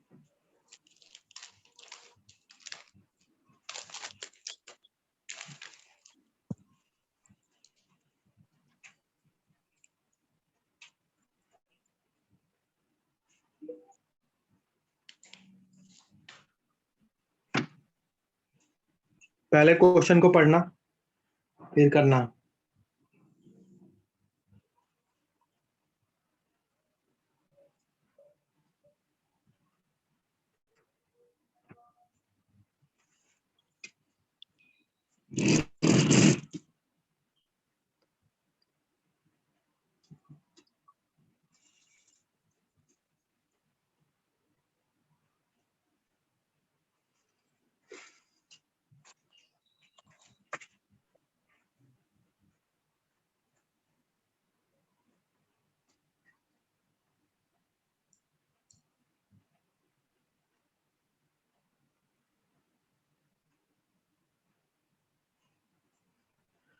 हाँ भाई, हुआ किसी का?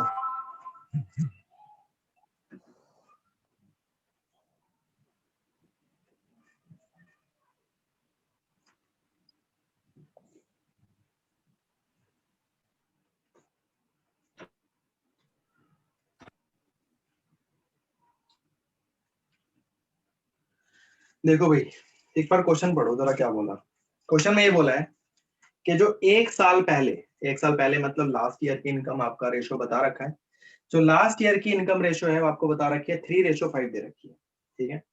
अब उसने बोला है the ratio of their last year income to current year income. तो जो इनकी पिछले साल की और इस साल की जो एज का, मतलब एज कह रहा हूँ, जो इनकम का दे रखा है वो आपको रेशो भी दे रखा है, और आपको जो टोटल बताया है वो करंट वाले का बताया है कि जो प्रेजेंट में जो उनका है इनकम वो टोटल 4300 रुपए है। तो आपसे पूछा है कि प्रेजेंट इनकम उनकी इंडिविजुअली क्या होगी। अब सुनो भाई कैसे क्वेश्चन होगा, थोड़ा सा ध्यान से करना इंपॉर्टेंट है। देखो भाई, देखो यहाँ पर क्या बोला है, ए और बी की एक बार समझना जरा, ए और बी की लास्ट ईयर जो इनकम है, एक साल पहले मतलब लास्ट ईयर ही हो गया ना, लास्ट ईयर की जो इनकम का रेशो है वो कितना दे रखा है, 3:5 दे रखा है, ठीक है। ये तो क्वेश्चन में गिवन है। अब इसने ये बोल रखा है कि इंडिविजुअली, इसका मतलब ए और बी का लास्ट ईयर का, या इसको अलग अलग करके लिख लो, ऐसे लिख लेते हैं इसको अलग करके। ए का जो है लास्ट ईयर का और दिस ईयर का, प्रेजेंट ईयर का, जो आपको रेशो दे रखा है वो क्या दे रखा है, 2:3। सेम ऐसे ही बी का जो है लास्ट ईयर का, सर वो प्रेजेंट में 3 लिख दो, आपने बी लिख दिया 3, और प्रेजेंट का कितना दिया है, 4:5। ठीक है, अब टोटल आपको यहाँ पर बताया है करंट का, जो टोटल बताया गया 4300 वो करंट का बताया गया है, तो आपको रेशो भी करंट की पता होनी चाहिए। अब आपको रेशो करंट की नहीं पता, मगर यहाँ से करंट की रेशो निकाली जा सकती है। अब देखो कैसे निकाली जा सकती है, जरा ध्यान से सुनिए। यहाँ पर एक ही आपको जो पार्ट दोबारा बता दो एक बार, वो आगे नहीं जाएंगे फिर। एक बार ये क्या दोबारा बता दो, क्वेश्चन समझ में नहीं आया मुझे। अभी तो मैंने बताया नहीं, मैंने सिर्फ क्वेश्चन लिखा है कि भाई ए और बी की जो लास्ट ईयर की इनकम है वो दे रखी है आपको, रेशो दे रखा है नहीं दे रखा है, एक साल पहले की इनकम। हाँ जी। अब ए और बी की अलग अलग, मतलब ए की लास्ट ईयर की और दिस ईयर की लिखा है ना, the ratio of the last year income to this year income. तो लास्ट ईयर की और प्रेजेंट ईयर की आपको दे रखी है 2:3, ए की अलग दे रखी है, बी की भी लास्ट ईयर की और प्रेजेंट की दे रखी है 4:5। ठीक है, यहाँ तक हमें दे रखा है, मगर हमें जो टोटल बताया गया है वो बताया गया है किस ईयर का, करंट ईयर का, प्रेजेंट ईयर का। प्रेजेंट कितना दे रखा है ये 4300, और हमें अगर टोटल हमें 4300 करंट का दे रखा है तो हमें रेशो भी करंट का पता होना चाहिए। अब वो कैसे निकालोगे जरा ध्यान से समझो। इधर देखो, यहां पर आपको पता है कि ए का लास्ट ईयर में कितना है 3 है, ठीक है, और यहाँ पे बी का लास्ट ईयर में कितना है 3 है, तो इसी के थ्रू क्वेश्चन निकलेगा। अब यहाँ पे चेक करो, ए का लास्ट ईयर में कितना है 3 है, यहाँ पर ए का लास्ट ईयर कितना है बताना एक बार। 2 है सर। तो मैं यहाँ पर ये लिख सकता हूँ, मुझे निकालना है प्रेजेंट भाग, तो मैं यहाँ पर ये लिख सकता हूँ ए की, अगर पहले ए की बात करते हैं तो मैं यहाँ पे ये लिख सकता हूँ कि ये जो 2 पार्ट है वो 3 के बराबर है, कि जो 2 पार्ट है वो 3 के बराबर है, ये लिख सकते हैं। ये बताओ यस सर। यहाँ पर ए का लास्ट ईयर का 3 दे रखा है, यहाँ पे ए का लास्ट ईयर का 2 दे रखा है, यस तो सर, मैं ये 2 equal भाग 3 के बराबर रख सकता हूँ, ये बताओ पहले। Yes sir. ठीक है, अगर 2 भाग 3 के बराबर है तो 1 भाग किसके बराबर हो जाएगा 3/2 के। हाँ जी। ठीक है, मुझे निकालना है ए की प्रेजेंट में, तो ए की प्रेजेंट कितनी है बताना एक बार। 3 है, 3 है सर। अगर 1 पार्ट 3/2 के बराबर तो 9 पार्ट निकालना है आपको, सॉरी, तो आपको 3 पार्ट निकालना है, तो 3 पार्ट कितना हो जाएगा 3/2 इंटू में 3 क्या आ जाएगा ये 9/2। तो ये आ गया ए की करंट वाली आ गई। सेम ऐसे ही बी की करंट वाली निकालते हैं, तो निकालो भाई बी की करंट वाली कितनी आएगी। बी की यहाँ पर लास्ट ईयर कितनी थी 5 थी, यहाँ कितनी है 4। तो मैं यहाँ पर ये लिख सकता हूँ कि 4 भाग 5 के बराबर। Yes sir. ठीक है, अगर 4 भाग 5 के बराबर तो 1 भाग 5/4 के बराबर।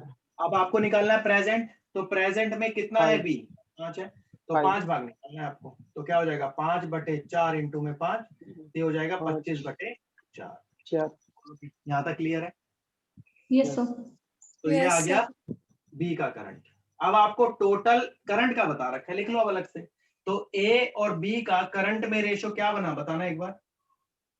9:2 बना ए का, और बी का कितना बना 25/4। तो ये वाली रेशो को सोल्व करना आता है क्या। Yes sir. Yes sir. Ratio 4 से इधर मल्टीप्लाई कर दो, 4 से इधर कर दो, तो ये कटेगा 2, ये कटेगा 1, तो ये हो जाएगा 18/25। तो मतलब टोटल यहाँ पे कितना दे रखा है 43, यहाँ कितना आ गया टोटल। 25 में 4 से क्यों करा multiply. Okay okay okay okay. LCM ले लिया ना सर, शायद 2 और 4 यहाँ पे टोटल 43 आएगा सर इसका टोटल। इसका भी टोटल 43 आएगा, तो लिख लो भाई 43 पार्ट किसके बराबर 4300 के, 1 पार्ट किसके बराबर 100 के। अब आपसे अलग अलग पूछा है तो ए का निकाल लो, ए का कितना हो जाएगा 18 पार्ट 1800, बी का निकाल लो, बी पार्ट कितना हो जाएगा 15 2500। ये इतना बड़ा भी करने की जरूरत नहीं पड़ेगी, अगर आपको प्रैक्टिस है तो ऊपर ही आप जल्दी जल्दी करोगे, तो मैंने अलग अलग लिख के बताया, आप लिख के जल्दी जल्दी कर सकते हो। ये तो मैंने पूरा क्वेश्चन लिखवाया इसलिए आपको लगाया ऐसा बड़ा है, मगर छोटा सा क्वेश्चन है, बड़ी जल्दी हो।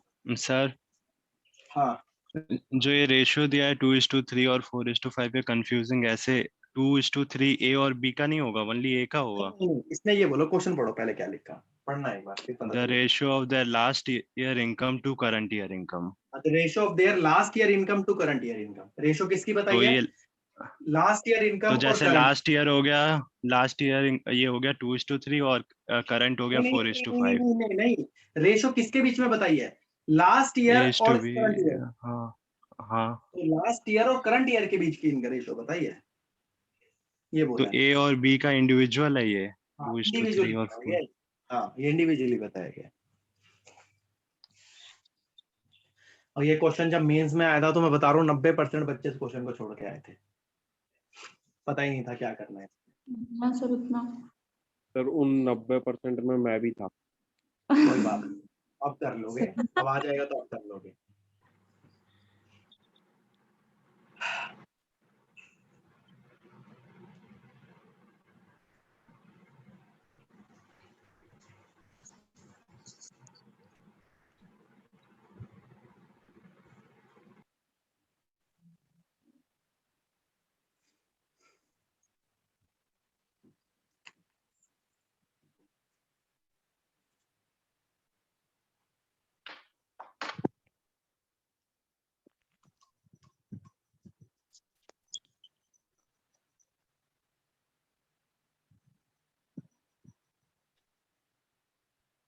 हो गया अभी?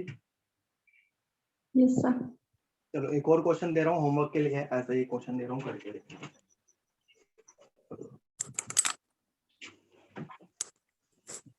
बोलो।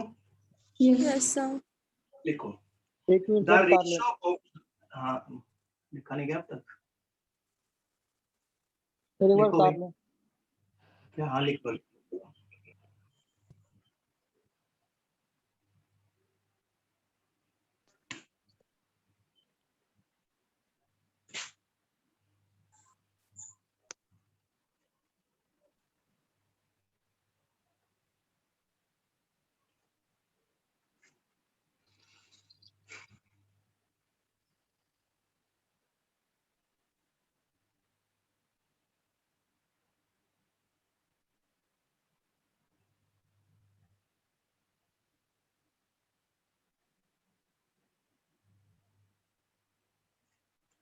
Are we done?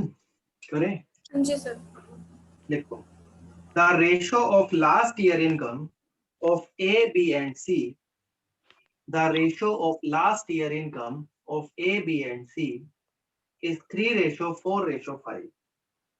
The ratio of last year income of A, B and C is 3:4:5. A, B और C की पिछले साल की आय का अनुपात 3:4:5 है। ए बी सी की पिछले साल की आय का अनुपात 3:4:5 है। While the ratio of their last year income to current year income, while the ratio of their last year income to current year income, और उनकी पिछले साल और इस साल की आय का अनुपात, और उनकी पिछले साल और इस साल की आय का अनुपात, and the ratio of their last year income to current year income is 4:5, 2:3 and 3:4.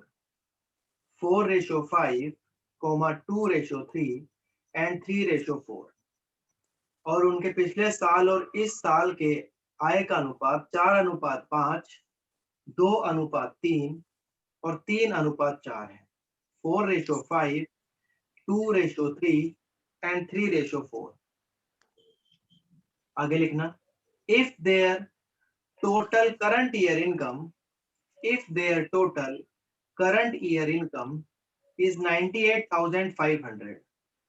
If their total current year income is 98,500.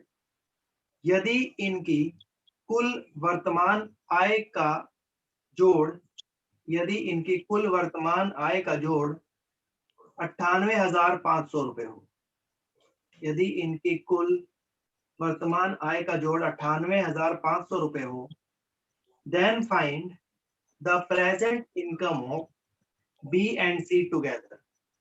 Then find the present income of B and C together. तो B और C की वर्तमान आय का जोड़ कितना होगा? तो B और C की वर्तमान आय का जोड़ कितना हो। ठीक है भाई, होमवर्क है, इसको होमवर्क करना। सर ये बताना सर लास्ट लाइन रिपीट करना।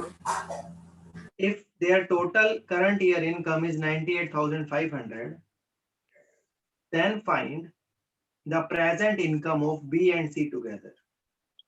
Then find the present income of B and C together.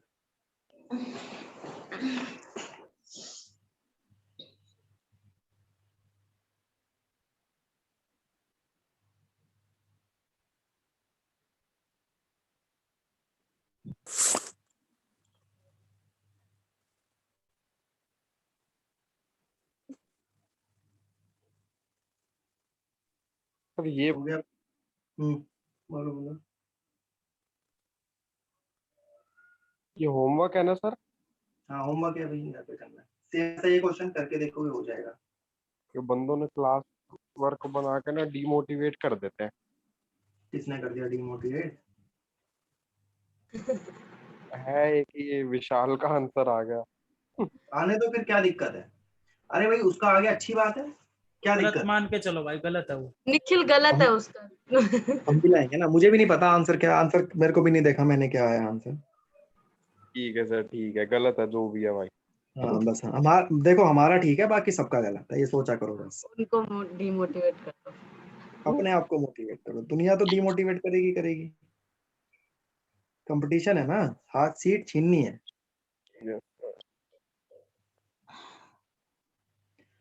चलो भाई एक कुछ क्वेश्चन देखते हैं, एक दो होमवर्क के लिए दे दूंगा, देखते देता हूँ आपको क्वेश्चन।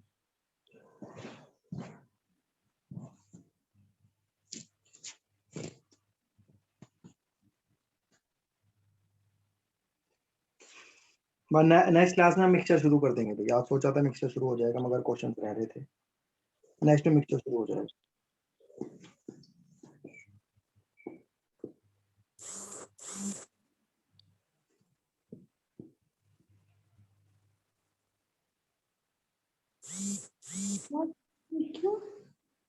हाँ भाई तो चलो क्वेश्चन लिखो।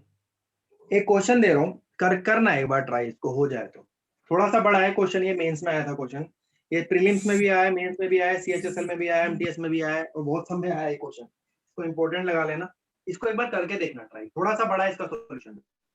लिखना the income ratio of A B and C, the income ratio of A and B, A B and C is 7:9:12. The income ratio of A, B and C is 7:9:12. A, B और C की आय का अनुपात 7:9:12 है।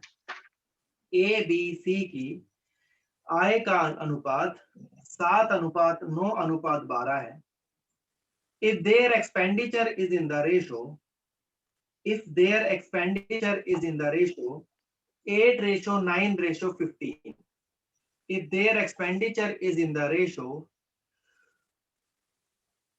8:9:15, यदि उसके खर्चे का अनुपात 8:9:15 हो, यदि उसके खर्चे का अनुपात 8:9:15 हो, if A saves 1/4 of his income, if A saves 1/4 of his income, यदि A अपनी आय का 1/4 बचाए, if A saves 1/4 of his income, यदि A अपनी आय का 1/4 बचाए,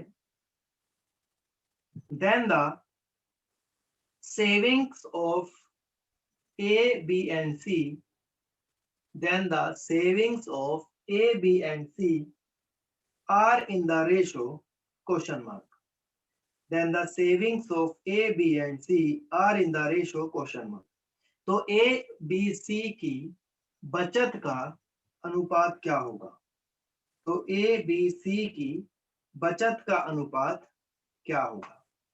Then find the saving ratio of A, B and C. Sir question का first line repeat कर दीजिएगा। The income ratio of A, B and C are in the ratio 7:9:12. the income ratio of A, B, and C is 7:9:12, and their expenditure is in the ratio 8:9:15. If A saves 1/4 of his income, if A saves 1/4 of his income, then find the saving ratio of A, B, and C. Then find the saving ratio of A, B, and C.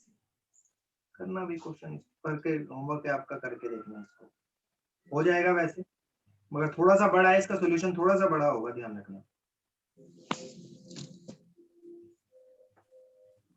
एक और question लिख लो, homework एक और लिखना भाई, एक और लिखना।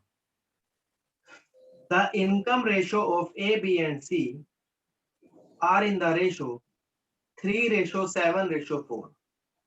The income ratio of A, B, and C are in the ratio 3:7:4. A, B और C की आय का अनुपात 3:7:4 है। A, B, C की आय का अनुपात 3:7:4 है, 3:7:4 है। आगे लिखना। And their expenditure is in the ratio 4:3:5. And their expenditure is in the ratio 4:3:5. और उसके खर्चे का अनुपात 4:3:5 है, और उसके खर्चे का अनुपात 4:3:5 है।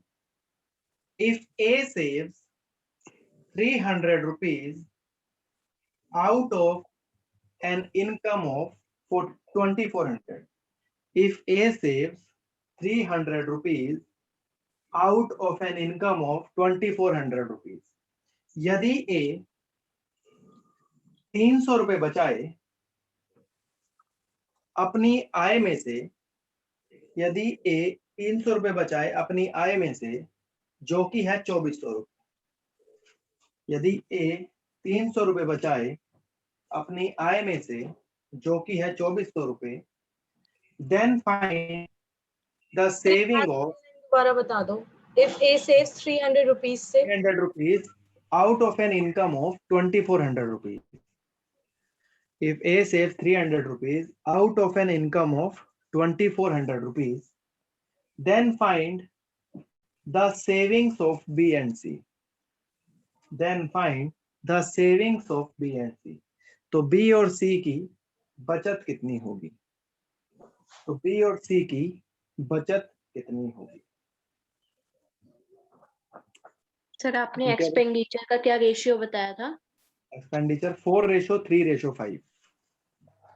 ठीक है। ठीक है भाई, ये 2 क्वेश्चन है, इसको करके देखना, फिर नेक्स्ट क्लास में हम जरा एलिगेशन और पिक्चर एलिगेशन शुरू कर देंगे। फिर इसका मिसलेनियस पार्ट भी कराऊंगा आपको, बहुत अच्छे अच्छे क्वेश्चन उसमें भी होंगे, ऑप्शन से कैसे उठाते हैं वो भी बताऊंगा आपको मैं चीजें। ठीक है, तो आज का ये बहुत इंपॉर्टेंट थे सारे क्वेश्चन, आज ये मेंस वाले क्वेश्चन भी हुए हैं, तो इसलिए आज के ये वाला पार्ट सारा रिवाइज कर लेना भाई, जरूरी है आज ये। ठीक है, बाकी हो गया आपका ये टॉपिक, बस इससे मिसलेनियस कुछ क्वेश्चन बचेंगे, अभी वो मैं कराऊंगा नेक्स्ट में। बाकी नेक्स्ट में पहले मिक्सचर एलिगेशन और वो करेंगे, ये चीजें करेंगे, और ये 2 ये क्वेश्चन प्रैक्टिस करना जो आज 3 दिए हैं होमवर्क के लिए। हाँ बोलो। एक क्वेश्चन है सर, डाउट एक और बता दीजिए। हाँ बोलो सर, वो 3 कक्षाओं में जो विद्यार्थी थे ना सर, वो वाला क्वेश्चन बता दो। कौन सा? 3 कक्षाओं में विद्यार्थियों का अनुपात वाला था। हाँ क्या था बताओ क्वेश्चन। बता सर, 3 कक्षाओं में सर विद्यार्थियों का 2:3:4 था सर। ठीक है, यदि हर कक्षा में 12 विद्यार्थी ऐड करे जाए सर, बढ़ा दिए गए, तो अनुपात सर 8:9:10 हो जाता है। हाँ तो ठीक है, हर कक्षा में कितने 12 बढ़ रहे हैं, यहाँ चेक करो हर कक्षा में कितने बढ़ रहे हैं, देखना कितने बढ़ रहे हैं। 6 बढ़ रहे हैं। यहाँ भी कितना बढ़ रहा है? 6। यहाँ भी कितना बढ़ रहा है? 6। तो क्वेश्चन में कितना बढ़ रहा है? 12। तो 6 भाग किसके बराबर? 12 के बराबर। 1 भाग किसके बराबर? 2 के। क्या पूछा है आपसे क्वेश्चन में? स्टार्टिंग शुरुआत में कुल कितने विद्यार्थी रहे होंगे? शुरुआत कितने विद्यार्थी थे चेक करो। 9। 9 थे तो 9 भाग डालना। 18 खत्म क्वेश्चन। ठीक है भाई, तो प्रैक्टिस कर लेना, बाकी नेक्स्ट में इसको कंटिन्यू करेंगे फिर। यस ठीक है, चलो भाई। Thank you, sir.